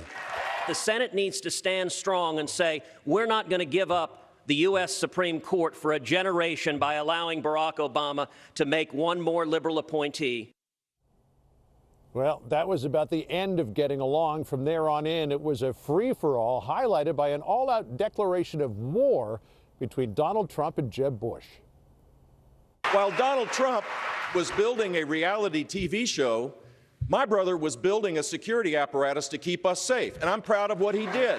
The World Trade Center came down during your brother's reign. Remember that. Hold on. Let me finish this. He's had the gall to go after my mother. That's not keeping us safe. A big part of Jeb Bush's strategy here in South Carolina is to be the only one to stand up to Donald Trump and to try to punch him as hard as he can, Chris. We'll find out if it worked a week from now. John Roberts reporting from... So if you watch the 50-minute recap I did of the Republican debate with much longer clips, you can tell me whether you think the Fox News recap or the ABC News recap there was fair. I actually want to show one other brief recap from CBS itself. You know, the debate was on CBS. And this is John Dickerson doing a brief recap and then going to their battleground tracker poll on how things are going in South Carolina. And then the clip after this is the one I promised where they talked about who won the debate. But first, here's just the recap of the debate and the latest CBS poll for the Republicans in this clip. South Carolina, the site of last night's Republican debate, which was anything but peaceful. True to the state's reputation for brass-knuckle politics, the candidates took their brawling primary onto the stage. Donald Trump was on the offensive, attacking George W. Bush for the war in Iraq. Obviously, the war in Iraq was a big, fat mistake, all right? George Bush made a mistake. We can make mistakes, but that one was a beauty. We should have never been in Iraq. We have destabilized the Middle East. So you still think he should be impeached? I think it's my turn, isn't it? You do whatever you want. You call it whatever you want. I want to tell you, they lied. Okay. They said there were weapons of mass destruction. There were none, and they knew there were none. There were no weapons of mass destruction. All right. Governor Bush. I am sick and tired of him going after my family. While Donald Trump was building a reality TV show, my brother was building a security apparatus to keep us safe, and I'm proud of what he did. he's had the gall to go after The World my Trade mother. Center came He's down had the during gall your to brother's go after reign. my mother. Remember that. Our CBS News Battleground Tracker shows Donald Trump with a big lead going into the final week before the primary here in South Carolina. He's at 42%. Ted Cruz follows at 20%. Marco Rubio is at 15%. And among the rest of the field, John Kasich has 9% support. Jeb Bush and Ben Carson are tied at 6%. The poll was conducted before last night's debate. We sat down with Donald Trump. So, like I said, that poll is for South Carolina. It shows a big lead for Donald Trump, and then, you just saw what it was. But then they later showed a poll as to who won the debate. And it's actually Marco Rubio. This is like a flash overnight poll of Republicans and independents who watched the debate. This is also from CBS's Face the Nation this morning here. CBS News conducted a national overnight poll of Republicans and independents to gauge their reaction to the debate. Respondents thought Marco Rubio was the winner with 32%. Donald Trump was in second with 24%. John Kasich came in third with 19% support. Ted Cruz behind him at 12%. Ben Carson at 8% and Jeb Bush at 5%. And joining us this morning is the winner of that debate, at least. Joining him is the winner of the debate, and I'm going to show 4 clips of Senator Marco Rubio, actually, in a row before I think then I do Ted Cruz, is that how I have it? Yeah. Marco Rubio, Ted Cruz, Donald Trump, then there's a John Kasich. Is there a Jeb Bush in there? I don't know. Maybe I didn't get my Jeb Bush, but starting off with Marco Rubio in this first question from John Dickerson on CBS's Face the Nation, he has to explain what his strategy get my jaw working here. Strategy is for winning. He used to say he had a 3-2-1 strategy, which was going to be third place in Iowa, second place in New Hampshire, and then first place in South Carolina. Well, he did not get second place in New Hampshire because of his poor debate performance, and he's not running for. He doesn't look like he.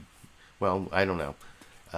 Where is he ever going to win is basically the question that John Dickerson asks him, and he actually has a whole new argument, not 3-2-1 anymore, but that these early primaries are all proportional, so he's winning almost as many delegates, and he doesn't have to win till the winner take all states, which is what he explains over in this clip. A little bit. You did well in Iowa, less well in New Hampshire.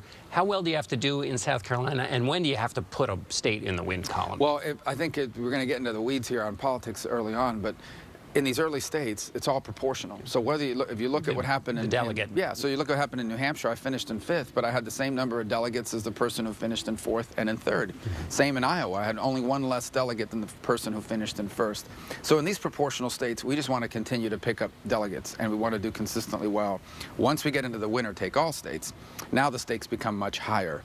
And so for us, I think it's continuing to do well in these early states, getting ourselves in a strong delegate position, and then really give ourselves the opportunity when the race is narrowed to do real well once it's a winner-take-all. Is it a 1-2 process? In other words, basically best Governor Bush and Governor Kasich so that you can be the alternative, then take on Donald Trump? Yeah, except that if you look at it, one of the reasons why I'm the candidate that gets attacked by everyone in this race, I mean, I've been attacked by Ted Cruz, I've been attacked by Chris Christie, I've been attacked by Jeb Bush. I get attacked by everybody because I believe our message is one that appeals to voters across the Republican Party.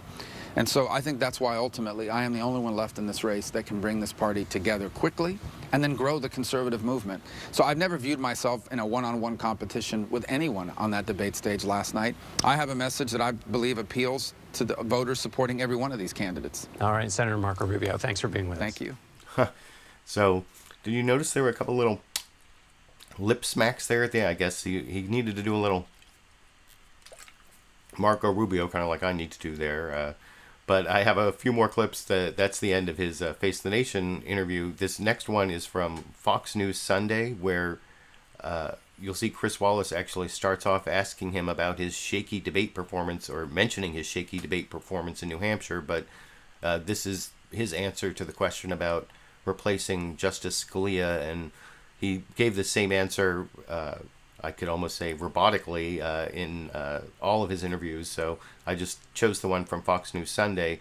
And actually, I have what may be an actual little Marco Rubio, Robo-Rubio slip. Not in this clip, but in an upcoming clip. So I'll tell you about that in a little bit after you watch first this Fox News Sunday clip about his position on replacing Justice Scalia here. Trying to rebound from a shaky debate performance last week in New Hampshire. Senator Rubio, welcome back to Fox News Sunday. Thank you. Thanks for having me back. Last night, you said that President Obama basically doesn't have the right to appoint Scalia's successor. Take a look. I do not believe the president should appoint someone, and it's not unprecedented. In fact, it's been over 80 years since a lame duck president has appointed a Supreme Court justice.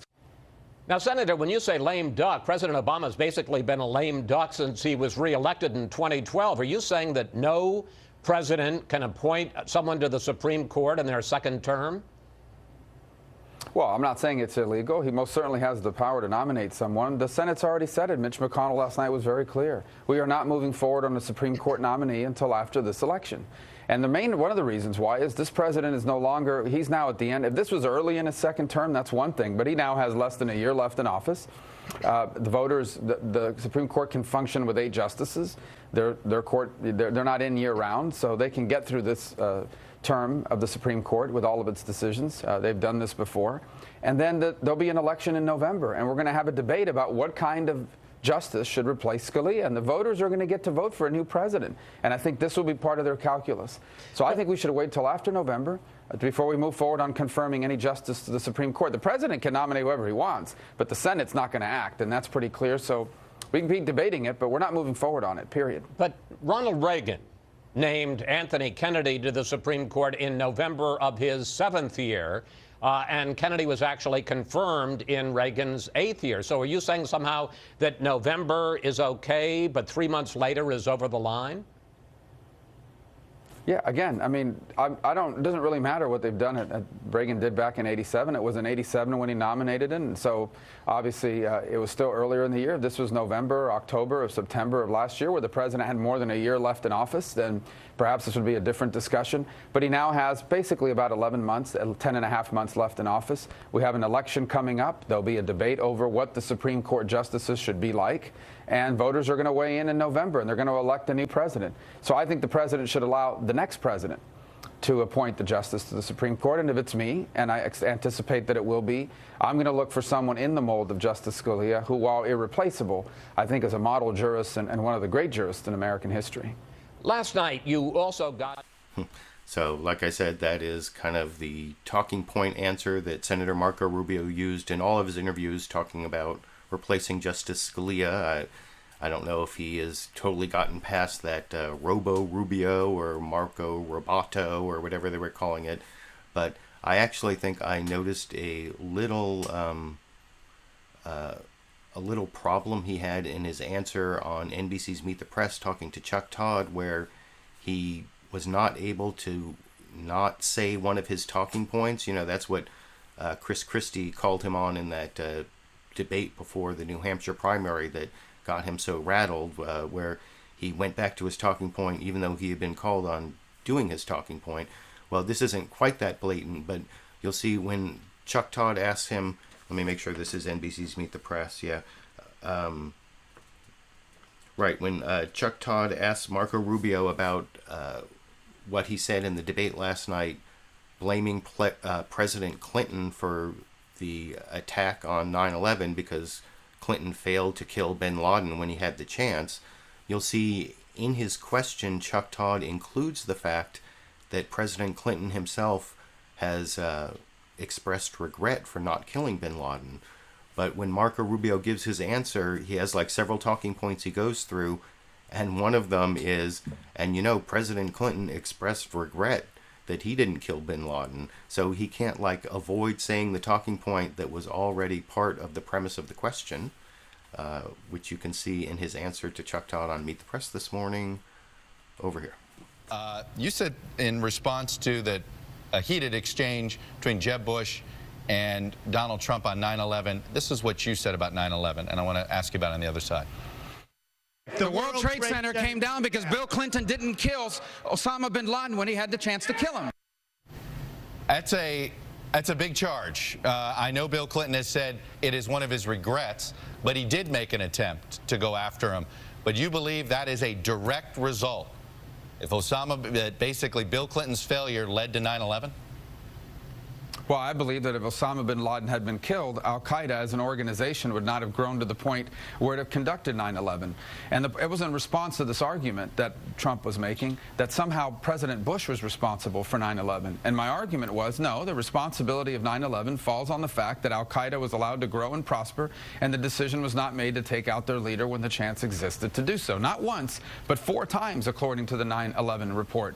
President Clinton has acknowledged that as a regret.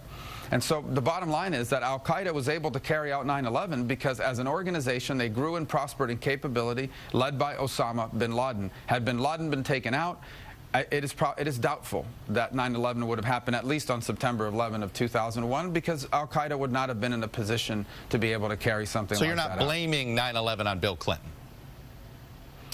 No, he made a decision not to take out its leader, which I think ended up being the situation that happened with 9/11. And this was a response to an attack that the reason why 9/11 happened was because of George W. Bush. And my argument is, if you're going to ascribe blame, don't blame George W. Bush. Blame a decision that was made years earlier not to take out bin Laden when the opportunity presented itself. So I'm actually still not quite clear.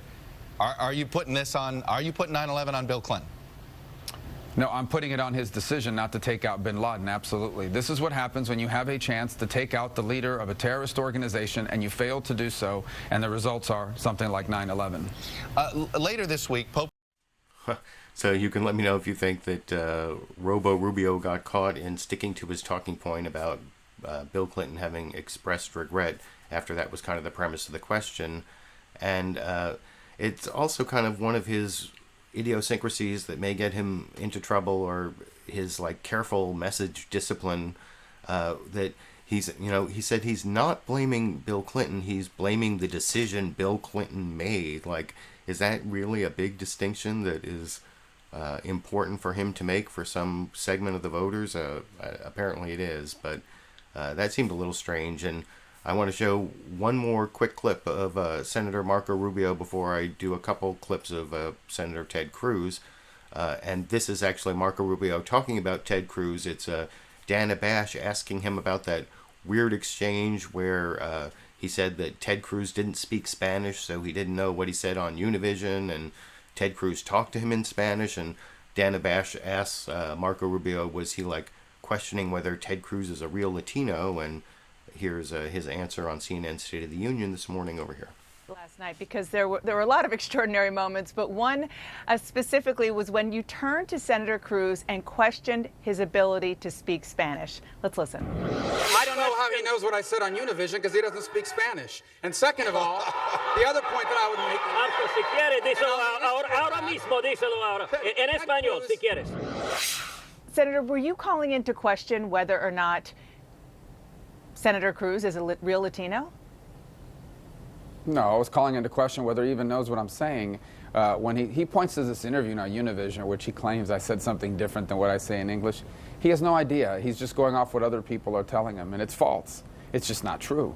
And the bottom line is there's been this disturbing pattern over the last couple weeks from Ted Cruz of just saying things that are not true. Just in the last week, he's lied about my marriage, my record on marriage. He's lied about my record on Planned Parenthood. Of course, he lied about Ben Carson in Iowa. Last night, Donald Trump says he's issuing robocalls, doing the same thing to him. And then he also is not telling the truth about immigration. I mean, he goes around portraying himself as this purist, Ted Cruz, the purist on immigration. But I was there 2 or 3 years ago when he was, passionately arguing at the committee that we needed to pass immigration reform, we needed to bring people out of the shadows, we needed to find a compromise on people that were in this country illegally.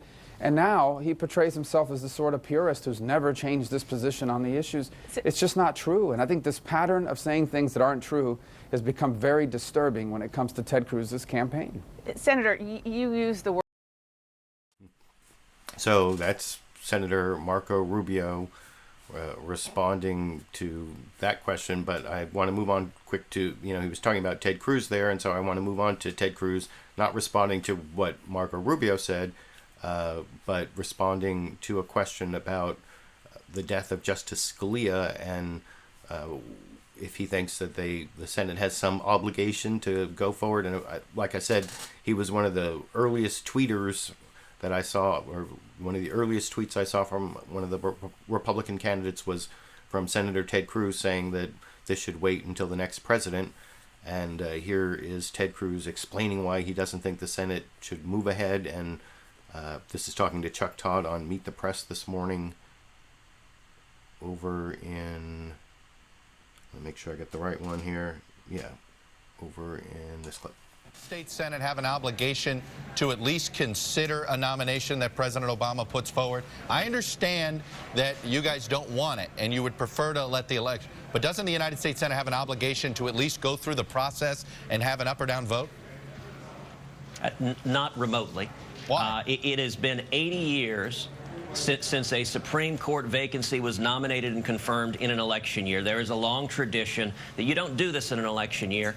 And what this means, Chuck, is we ought to make the 2016 election a referendum on the Supreme Court. I cannot wait to stand on that debate stage with Hillary Clinton or Bernie Sanders and talk about what the Supreme Court will look at like depending on who wins. If Hillary Clinton or Bernie Sanders wins, or for that matter, if Donald Trump wins, whose record is indistinguishable from them on a great many issues, then we will see the Second Amendment written out of the Constitution. Another thing we'll see, and this is very relevant for conservatives in South Carolina, if Donald Trump is the nominee or if Hillary Clinton is the president, we will see unlimited abortion on demand throughout this country, partial birth abortion, taxpayer funding, no parental notification, and we'll also see our religious liberty torn down, but I want to go back to rights. I want to go back to the United States Senate here. So you believe the presidency is only 3 years long in each term? I mean, if we go down this road, we're cutting off a presidency with a year to go. And more importantly, Senator Cruz, the risk here for conservatives is that if you have all these 4-4 ties in the court, then the more liberal-leaning circuits will then have, their rulings will take precedent. Look, the consequence of a 4-4 tie is that the judgment of the Court of Appeals is affirmed by an equally divided vote.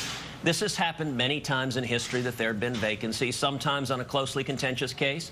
They'll hold it over for the next term when the replacement justice arrives. In an election year, we have a long tradition that a lame duck president doesn't get to jam a Supreme Court nominee through on the very end. LBJ tried that, and the Supreme Court rejected it. And particularly when the court is 5-4, is balanced, an Obama liberal nominee would dramatically shift the U.S. Supreme Court. Shouldn't the United States Senate do its duty and go through the process? Reject it, Senator, but go through the process. By the way, the Senate's duty is to advise and consent. You know what? The Senate is advising right now. We are advising that a lame duck president in an election year is not going to be able to tip the balance of the Supreme Court, that we're going to have an election. And if liberals are so confident that the American people want unlimited abortion on demand, want religious liberty torn down, want the Second Amendment taken away, want veterans' memorials torn down, want the crosses and stars of David sandblasted off of the tombstones of our fallen veterans, then go and make the case to the people. I don't think the American people want that. I'm very happy to take that case directly to Hillary Clinton, directly to Bernie Sanders. And I would note, look, how do we know Donald Trump's record on this is going to be bad? He has supported liberals for 4 decades. Jimmy Carter, John Kerry, Hillary Clinton, Chuck Schumer, Harry Reid. Anyone who cares about judges would not be supporting Harry Reid and Chuck Schumer and John Kerry and Hillary Clinton. And the consequence is, if either Hillary or Bernie or Donald Trump is the president, we will see the Second Amendment written out of the Constitution. This is a basic question, who will defend our liberties? Senator Cruz, I have to leave it there this morning. So that was Senator Ted Cruz over on NBC's Meet the Press, and I'm only going to show one more clip from his interview over on ABC's This Week with George Stephanopoulos. This interview took place right before the interview with Donald Trump, and it actually leads into the first clip of Donald Trump. It's more attacks by Ted Cruz on Donald Trump as having a history of being a liberal, and it ends, there are a couple references to Donald Trump coming from the fevered swamp of liberalism. I think that's the phrase. And this is the final clip of Ted Cruz for the broadcast talking to ABC's George Stephanopoulos on This Week here. Donald Trump's history. This is a man who for 4 decades has supported liberal Democrats. Donald Trump supported Jimmy Carter over Ronald Reagan. Donald Trump gave money to Chuck Schumer, to Harry Reid, to Hillary Clinton. Donald Trump supported John Kerry over George W. Bush. Now, let me tell you, George, anyone that writes checks to Chuck Schumer and Harry Reid and Jimmy Carter and Hillary Clinton does not care about conservative justices on the court. Donald Trump himself, you know, the one person he has suggested that would make a good justice is his sister, who is a Court of Appeals judge appointed by Bill Clinton. She is a hardcore pro-abortion liberal judge. And he said she would make a terrific justice. So the people of South Carolina there's a conflict of interest there and he would not appoint her. But it gives you an example of the type of people he would be looking to. The type of people he would be looking to. Donald Trump is not a conservative. For his entire life, he has been self-described very, very pro-choice. He supported partial birth abortion. You know, yesterday, he defended Planned Parenthood and federal taxpayer funding for Planned Parenthood on the debate stage. George, have you ever seen a Republican on a Republican debate stage defending taking federal taxpayer money and giving it to Planned Parenthood? He said he thinks they do terrific things. I don't think Planned Parenthood does terrific things, and I don't think the conservatives of South Carolina do either. It certainly has been a long time. I've never seen you unload on Donald Trump like you just have in the last couple of minutes. Is that because you're concerned that if he wins South Carolina, he can't be stopped? What I'm concerned about, George, is our country is in balance. I've devoted my entire life to fighting to defend the Constitution and the Bill of Rights. The Heller decision, I represented 31 states in Heller defending the Second Amendment. We won that case. You know, we talked about abortion restrictions. I represented a coalition of states defending the federal ban on partial birth abortion. We won that case 5-4. I don't want to see our liberties taken away. You know, my daughters, Caroline and Catherine, are 7 and 5. I don't want to have to look at my daughters and say, the freedoms that America has had for 2 centuries, you don't get because we didn't step up and pull it back. And Justice Scalia's passing, I think, really changes the entire contours of this race. The time for the circus and the reality show is over. This is a serious choice, and we are talking about losing our basic liberties if we get this wrong. And it's why I have so much faith in the people of South Carolina that they value liberty, they value the Constitution. And I'll tell you one final point, which is we're also choosing a commander-in-chief. This is a dangerous world. And it doesn't make any sense to appoint someone, to elect someone as commander-in-chief who doesn't understand the nature of our enemies. You know, last night, Donald Trump defended his calling for George W. Bush to be impeached. That is not consistent with the Constitution, and those are the views of the fever swamps of the left. That's where Donald comes from, is the fevered swamps of the left. He's supporting John Kerry and saying, let's impeach George W. Bush. That is not a commander-in-chief fit to keep this country safe. Senator Cruz, you put a lot on the table there. Thanks for joining. So I'm sorry, it wasn't the fevered swamps of liberalism, it was the fevered swamps of the left. And the next 2 clips I'm going to show are from ABC's This Week with George Stephanopoulos interviewing Donald Trump. And these are the 2 clips where he responds to that clip from Ted Cruz. The first one, he responds to the charge about the fevered swamps of the left. The second clip responds to the charge about appointing his liberal sister, who's a judge. Here's the fevered swamps of the left clip. Over here. And a guy like Ted Cruz would be an absolute disaster, and he's not a leader. Comes from is the fevered swamps of the left. He's supporting John Kerry and saying, let's impeach George W. Bush. That is not a commander-in-chief fit to keep this country safe. Senator Cruz, you put a lot on the table there. Thanks for joining us this morning. Thank you for having me. Let's take that right to Donald Trump. He joins us now by phone. And Mr. Trump, you just heard Senator Cruz right there. He says you're part of the fevered swamps of the left. Well, that's absolutely false. And this country's made a lot of mistakes, and the war in Iraq was one of them. And a guy like Cruz wouldn't even understand what a mistake is. He stands on the Senate floor. He's got no support from one senator. You look at his colleagues, he has absolutely no endorsements. He has no support. He's a lone wolf, and he's going to get nothing done. He's not a leader. never employed anybody, never created a job. This is the wrong guy, I will tell you. And he's a nasty guy. No matter how you figure it, he's a nasty guy. So, and what he did to Ben Carson was disgraceful in Iowa when he made the fraudulent voter violation manuscript where he sent it out to voters was a fraud. You know, he holds up the Bible, and believe me, he might hold up the Bible, but this is not a man that, in my opinion, should be president. I think he's really done a great disservice to himself and to the Republican Party. On that last point he raised. Yeah, that was pretty harsh there, and I heard a lot of that before. One, I didn't even quite understand. He said, like, Cruz is a guy who wouldn't even understand what a mistake is. That seems a little off the wall, but the rest of it seemed like really harsh attacks trying to take down Cruz's numbers because he's doing well in South Carolina. And then, as I promised, this next clip is Donald Trump saying that when he mentioned appointing his sister, who's a judge, to the Supreme Court, he was joking and it would be a conflict of interest. Over in this clip. And a guy like Ted Cruz would be an absolute disaster, and he's not a leader. Let's turn to the Supreme Court right now. You also heard Senator Cruz right there say that you can't be trusted to make a Supreme Court pick, that you would pick liberals on the court. He cited your praise of your sister, saying she would be a phenomenal Supreme Court justice. Your response?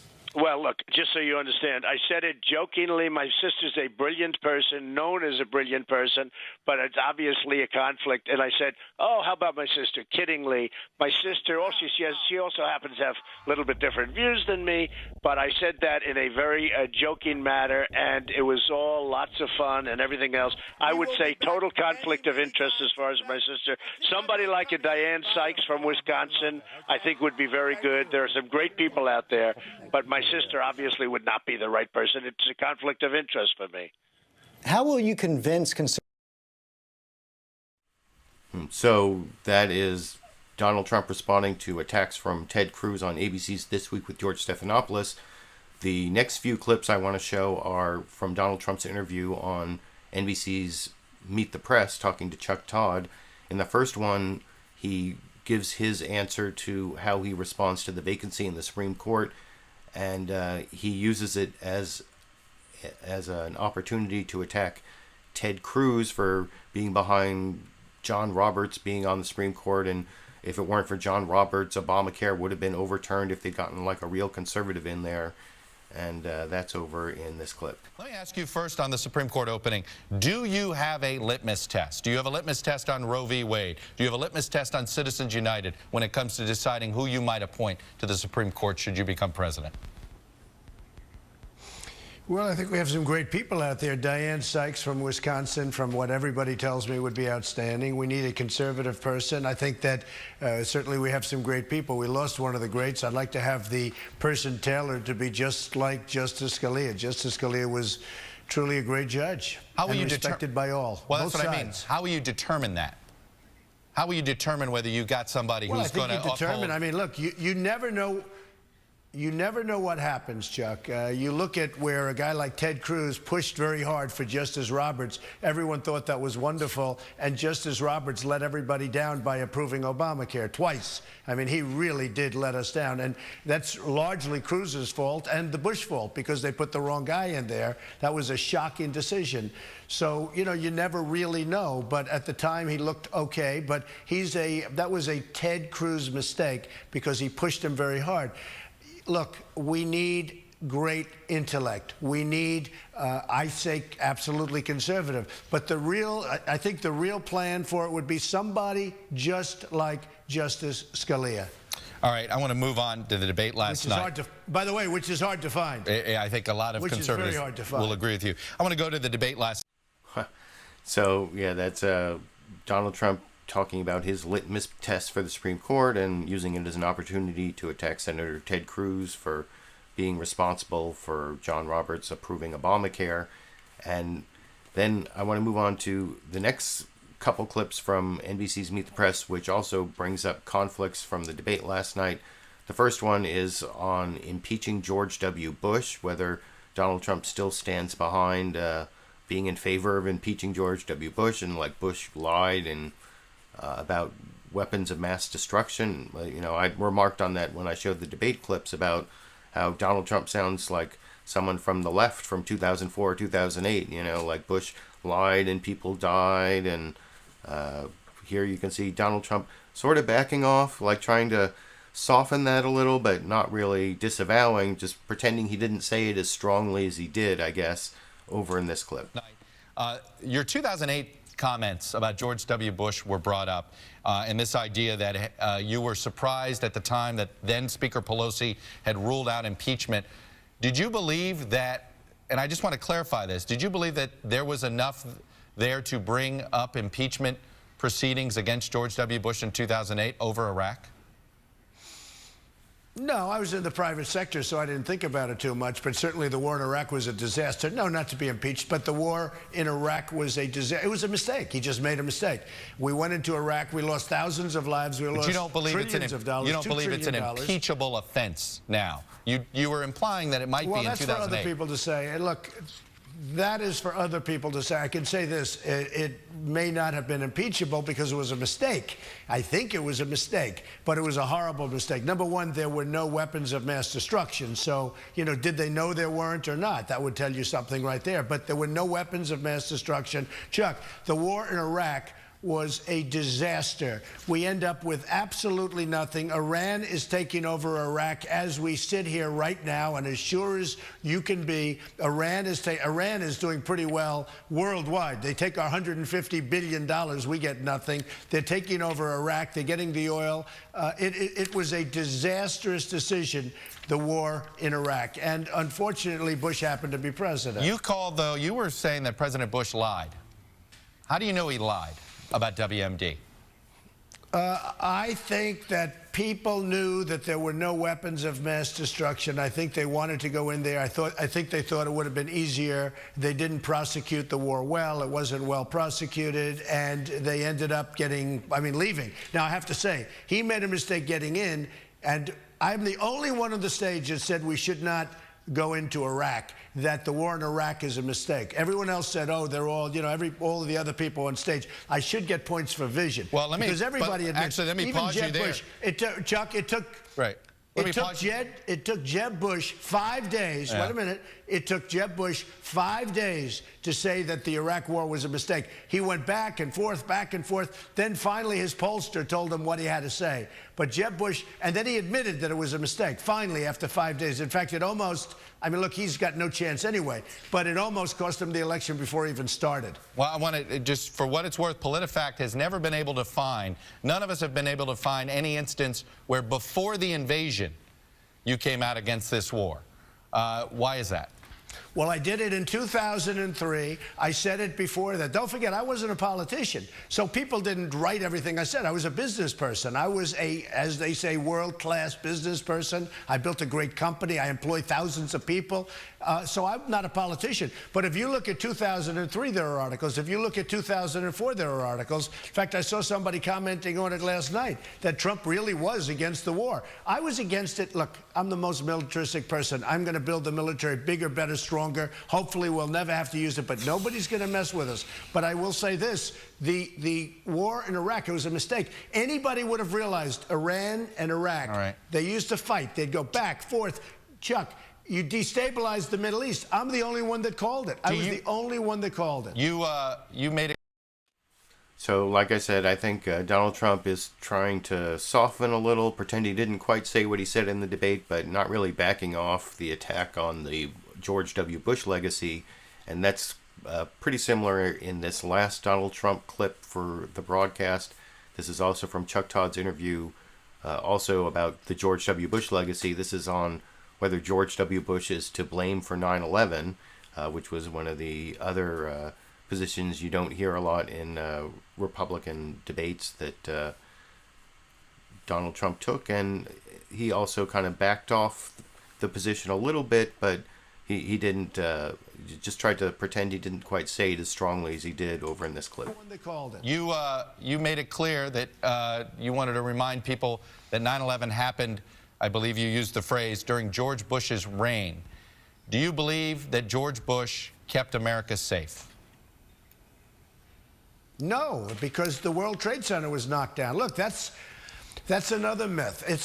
I wish he did. I have nothing against him. I don't know him. I don't know that I don't think I ever met him. I don't think I did meet him. I have nothing against George Bush. I'm just saying, when Jeb Bush gets upset, my brother kept America safe. How did he keep us safe when the World Trade Center, during his time in office, came down? I was there. I lost many, many friends in that tragedy. That was the worst tragedy in the history of this country, worse than Pearl Harbor, because they attacked civilians. They attacked people in office buildings. And you think George W. Bush could have prevented this? On the streets.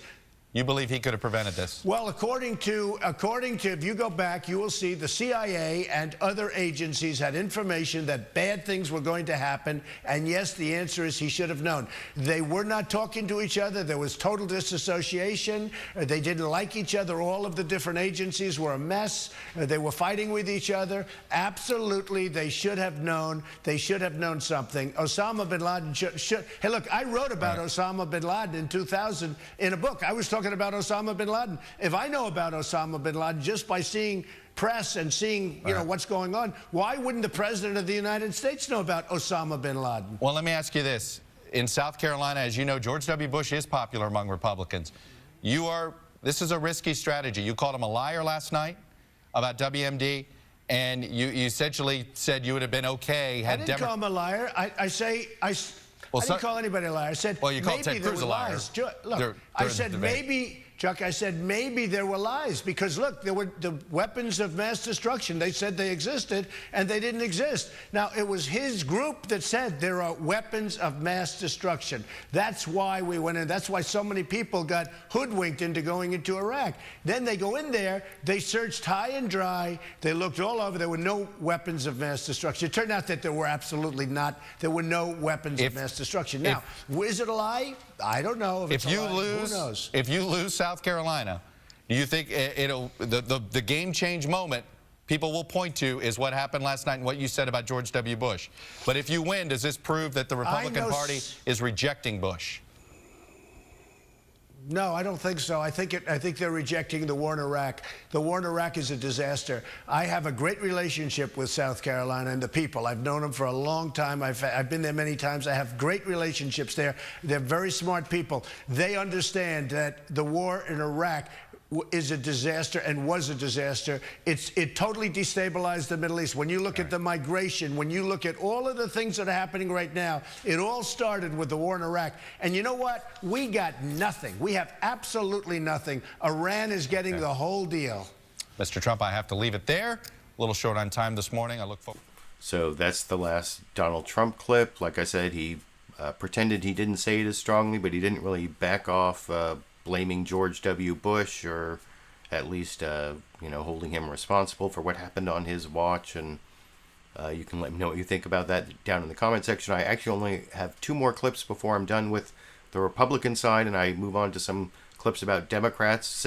I have 6 clips of Bernie Sanders on various shows this morning, and then that one clip at the end of Bill Maher lighting up a joint, talking about how liberals shouldn't be complacent about the legalization of marijuana. But before I get to all that, the last clip of a Republican, and then I'll have Bill Maher and Margaret Cho talking about Donald Trump. But first, the last Republican candidate is Governor John Kasich, who was over talking to George Stephanopoulos on ABC's This Week with George Stephanopoulos. And, I showed that clip of him in the debate trying to get past all the negativity and talking about bringing all the negative ads down. And you'll see George Stephanopoulos asks him about that, and no one's really taking him up on that. And at the end, he kind of criticizes what this whole debate process elicits as success in the candidates, and I kind of have to agree with the last part of what he says over here. Now, thanks for joining us this morning, Governor Kasich. Boy, quite a night last night. It doesn't sound, from the sound of that debate, that anybody's going to take your suggestion to bring down all the negative ads.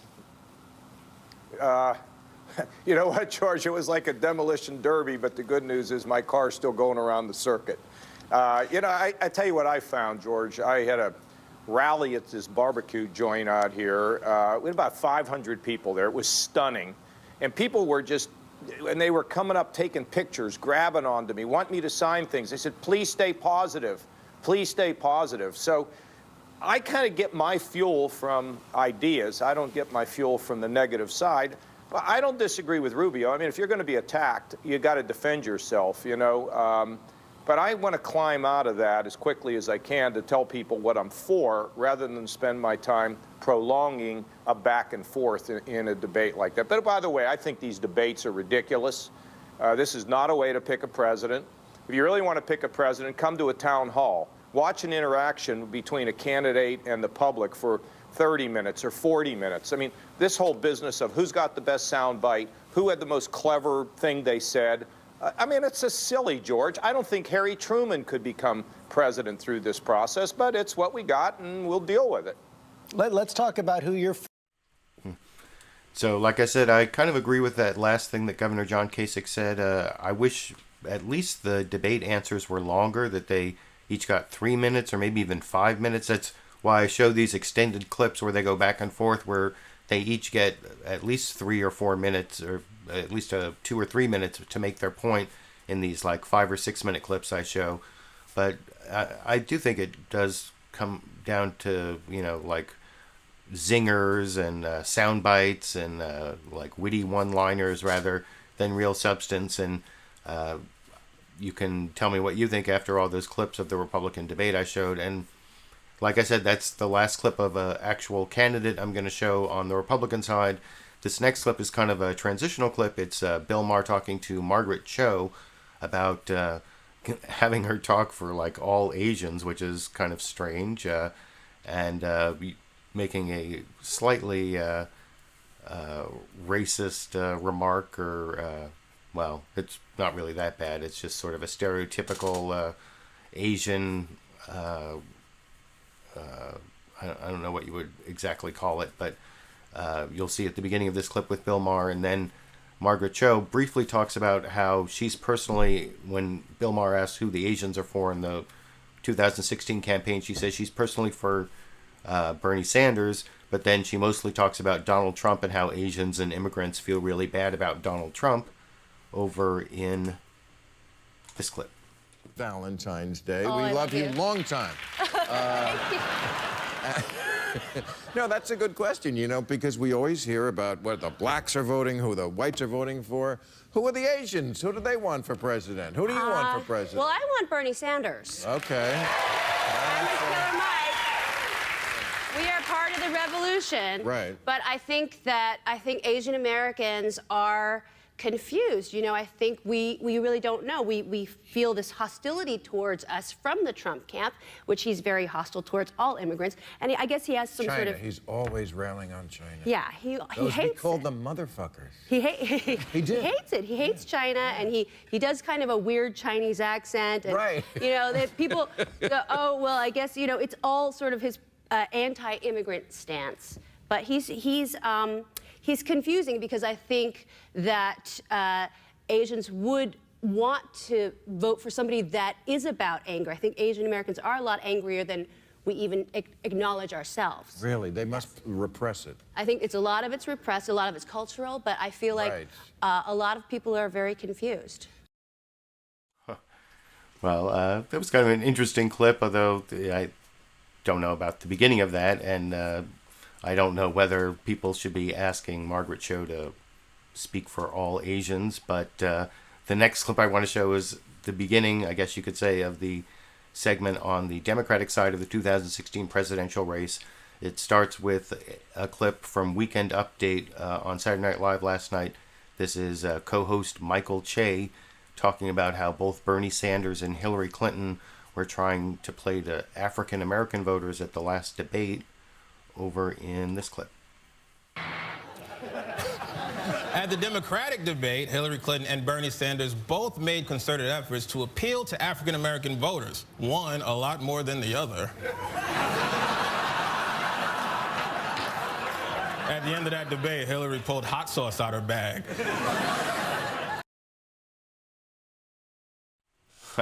So it was a Beyonce reference, and actually I thought there was this really funny Beyonce skit, or white people react to Beyonce, on Saturday Night Live. I didn't take any clips from that, but if you look down in the video description, there's a link to the Saturday Night Live channel on YouTube, and I believe that's one of the videos they uploaded this week from the episode last night. And I've said that Saturday Night Live hasn't been that funny for in a lot of the things they've done, but I thought that was pretty funny. I want to move on to actual clips of Bernie Sanders, the actual candidate who did interviews this morning. And in this first clip, you'll see him reacting to a clip of Hillary Clinton talking about how the Republicans won't hold hearings or vote on a nomination to the Supreme Court from President Obama. And here's Bernie Sanders' reaction to that on ABC's This Week with George Stephanopoulos this morning in this clip. It is outrageous that Republicans in the Senate and on the campaign trail have already pledged to block any replacement that President Obama nominates. Barack Obama is President of the United States until January 20th, 2017. That is a fact, my friends, whether the Republicans like it or not. Hillary Clinton weighing in on the battle to replace Justice Scalia. This issue rising to the top of the campaign agenda. And just after the news broke yesterday, my This Week colleague Martha Raddatz sat down with Bernie Sanders and started by asking him to respond to the Republican plan to block any nominee from President Obama.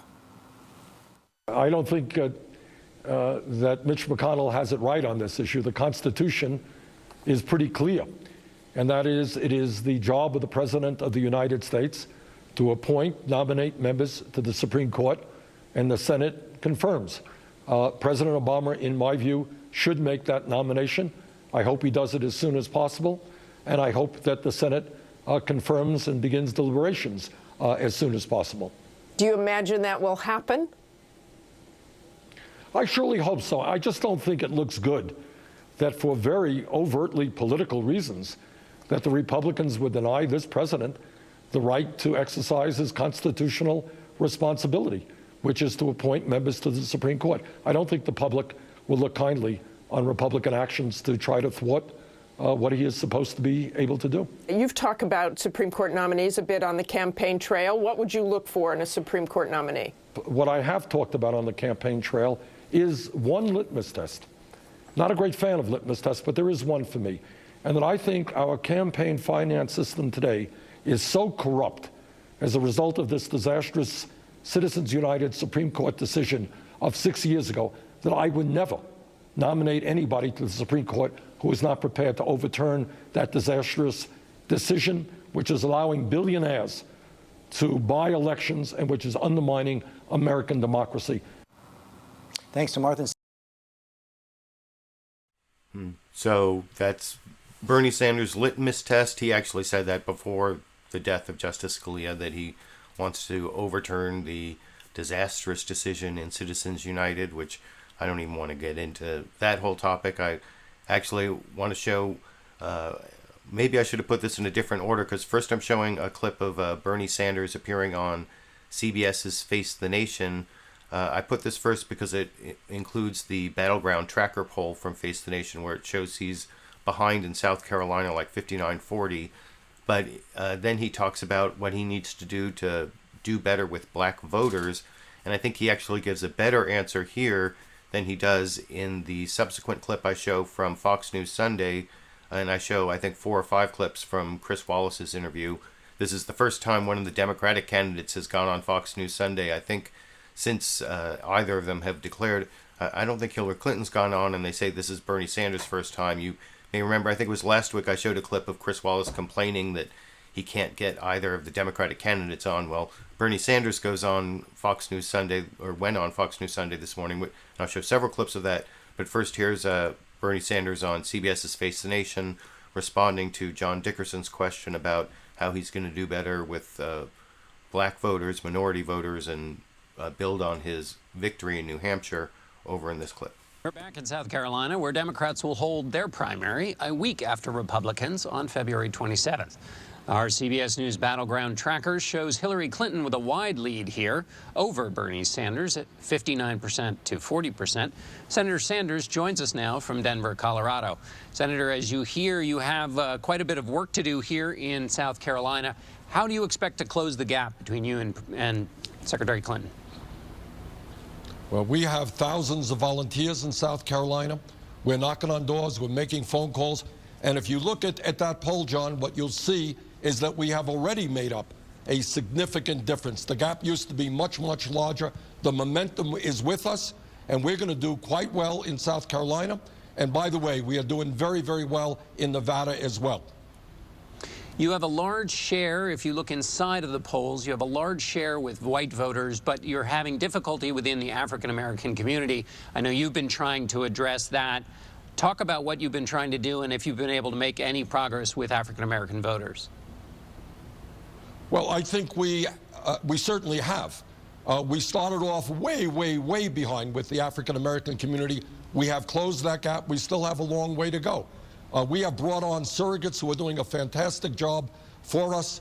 People like Ben Jealous, the former head of the NAACP. We have Nina Turner, a former state senator from Ohio who's been out there. Keith Ellison, the co-chairman of the Progressive Caucus in the U.S. House. So we have just great surrogates out there. We are going to be speaking in African-American communities in the next week, and I think you're going to see a lot of momentum for us. We have just a... So I hope what Bernie Sanders says there is correct. I'd like to see, well, you know, what one of the pundits said that I didn't take a clip for was that Senator Bernie Sanders also was not very well known amongst minorities, more like the Latino community in Nevada and the African American community in South Carolina. And so he has the possibility of becoming known and actually taking some of those voters. But you saw he also has a really huge gap in that CBS tracker poll. What was it, like 50 points with African American voters in South Carolina? So that's why I wanted to show that clip. Now I want to show 5 quick clips from the Fox News Sunday interview with Senator Bernie Sanders. They're each between 1 and 2 minutes long.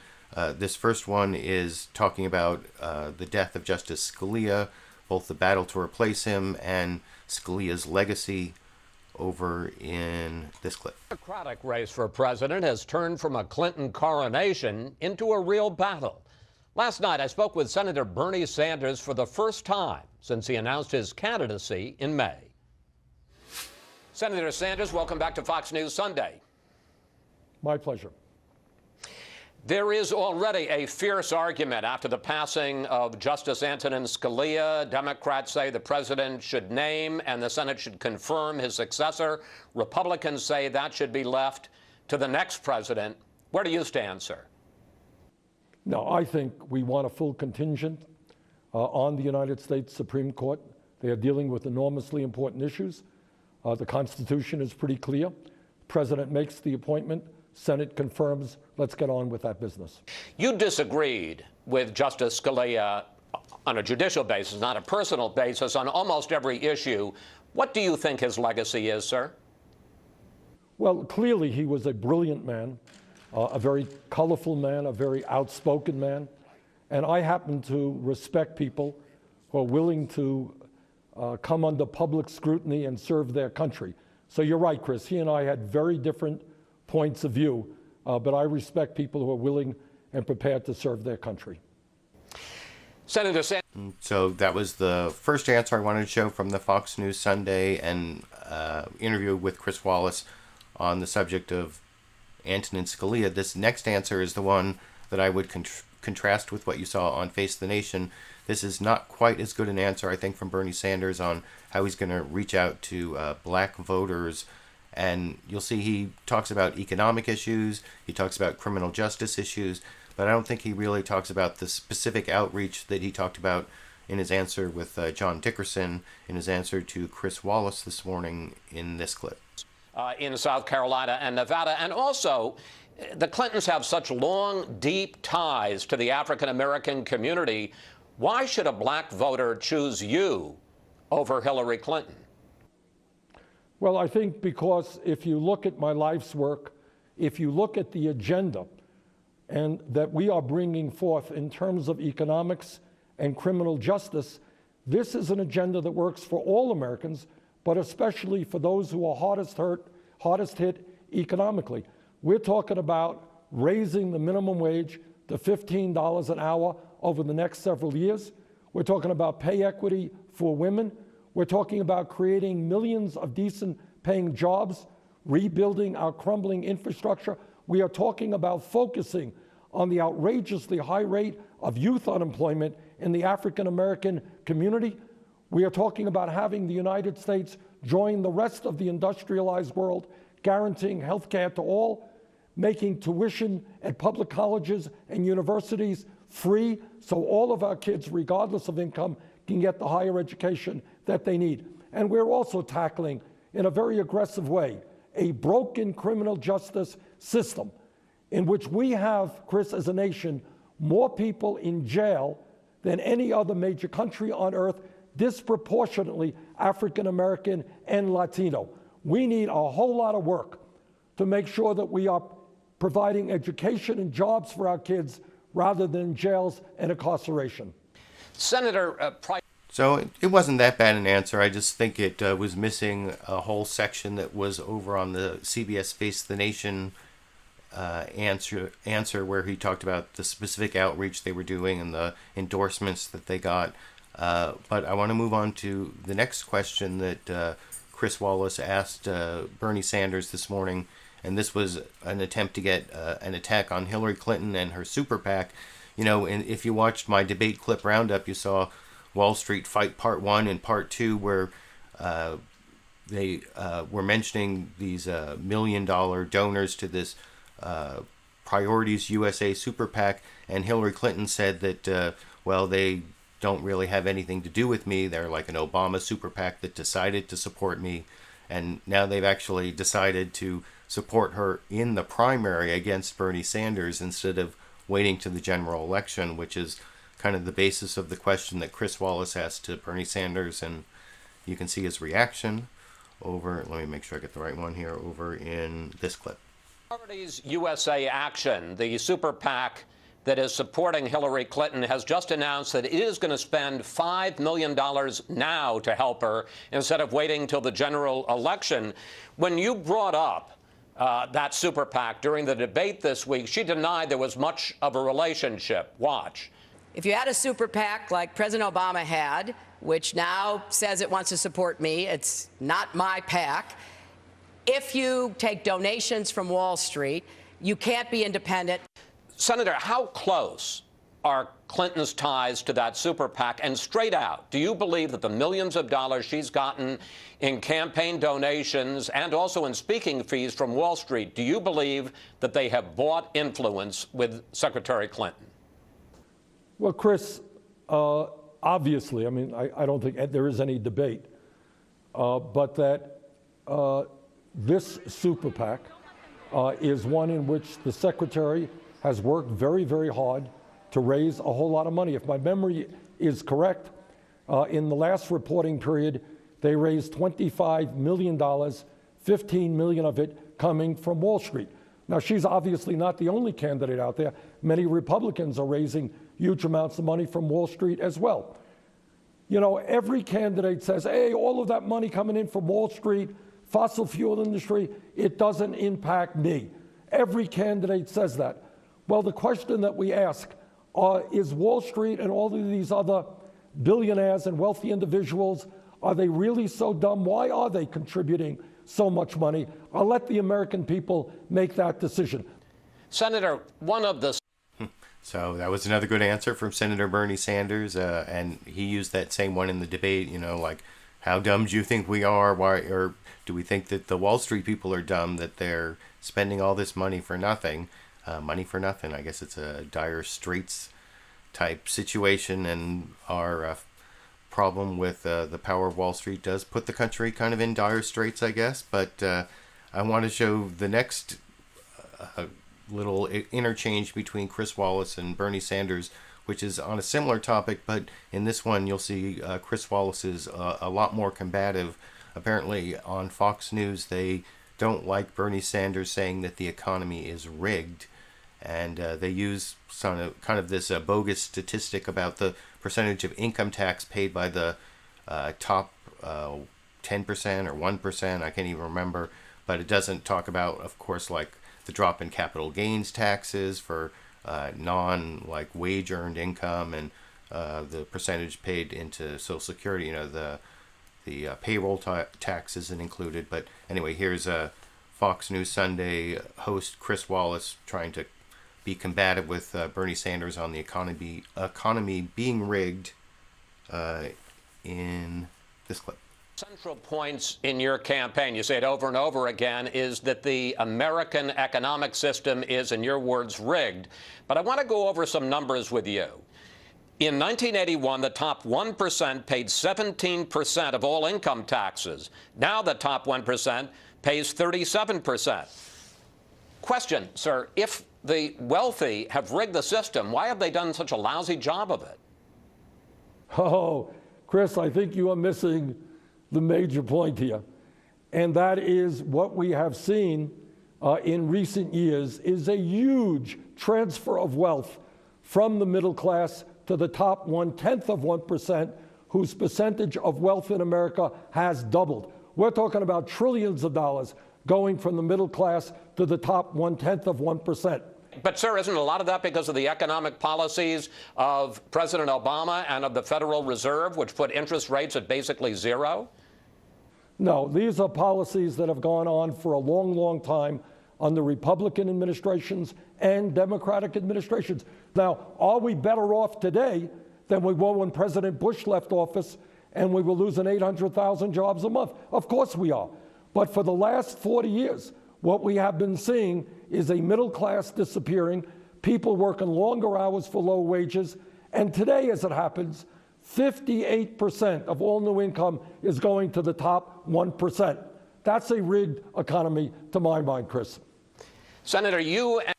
So again, I thought that was a pretty good answer from Senator Bernie Sanders, although he didn't specifically attack those numbers that Chris Wallace was using, but he probably also couldn't see them up on the screen, so might not have been as easy for him to do that. And I want to show one more quick clip from the Bernie Sanders interview with Chris Wallace. I mentioned at the beginning that Chris Wallace had complained that neither Bernie Sanders nor Hillary Clinton would come on their show. They kept calling him. I showed a clip, I think it was last week, where Chris Wallace said at least they got a polite reply from Bernie Sanders that Hillary Clinton's not even answering their calls. And this is kind of a continuation of that, where Chris Wallace is complaining that the Democratic candidates will debate on all the networks except Fox News. And here's Bernie Sanders' response to that in this final clip on the 2016 political campaign before I get to that last marijuana clip at the end here. Republicans have held debates on all the networks, but the Democrats so far have refused to hold a debate on Fox. You are coming on here tonight. We're very grateful. I hope you feel that you haven't been mistreated. Would you be willing to participate in a Democratic debate on Fox News? If we were clear to understand what the guidelines were and what the rules were, and to make sure that they were fair, and the DNC was in favor of it, I would have no objection. Well, I assume you've seen this interview we just did. I hope you've seen the interviews we've done with the Republicans. Chris, I have seen this interview, but I have also seen other interviews. So if I could have a guarantee and knew who the questioners were, and if the framework for the debate was fair, I would have no objection. Well, I'll take that as a definite maybe. Senator Sanders, we want to thank you so much for coming on. Please come back, sir. Okay, thank you very much, Chris. And then there's Hillary Clinton. In a debate last month, she was asked what she would do as president to bring the country together. Here was her answer. I think it's an important point the president made in his State of the Union. And here's what I would say. I will go anywhere to meet with anyone at any time to find common ground. But once again this week, Clinton turned down our request to speak to us and the millions of you who watch this program, just as she has every week in this campaign. We'll keep trying for an interview and a debate. Up next, we bring back our... So, I don't know. Did Chris Wallace seem bitter there? He seemed a little bitter to me, but I think that Fox News has earned their reputation. But I do think that I'd like to see, with the correct ground rules, kind of like Bernie Sanders said, I'd like to see Hillary Clinton and Bernie Sanders debate in a Fox News format. It's kind of like showing their courage under fire or whatever, or getting the most biased, worst spun questions. You get to, I'm not one of those people who agreed with those Republican candidates who were whining about the moderators not asking fair questions, but there have to be fair ground rules, but I'd like to see it. It wouldn't be that bad. And anyway, like I said, so that's the last clip on either side of the 2016 political race. The last clip I want to show is something that happened on HBO's Real Time with Bill Maher. I have to hurry up and finish because I'm going to go see Bill Maher live here in Sacramento in less than an hour, believe it or not. He's playing live, so I have to finish up. But this is something really remarkable he did on his show. He, in his new rules segment at the end, he talked about how liberals can't be complacent about legalizing marijuana, how they can't feel good that it's just legal in a few states, and he ended with about the 2-minute clip I'm going to show right here. I can't think of another example of a drug that's legal in one state but not in another. It's not a tenable situation, because when I leave Colorado, Oregon, Washington, or Alaska, my back pain doesn't go away, or whatever it is I have. I'm kidding. I use medical marijuana because my third eye has glaucoma.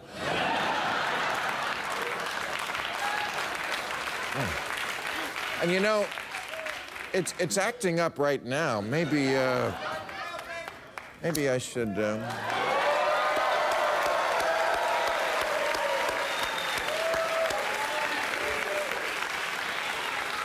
Maybe I should treat it. This is private property, and I do have a card, so.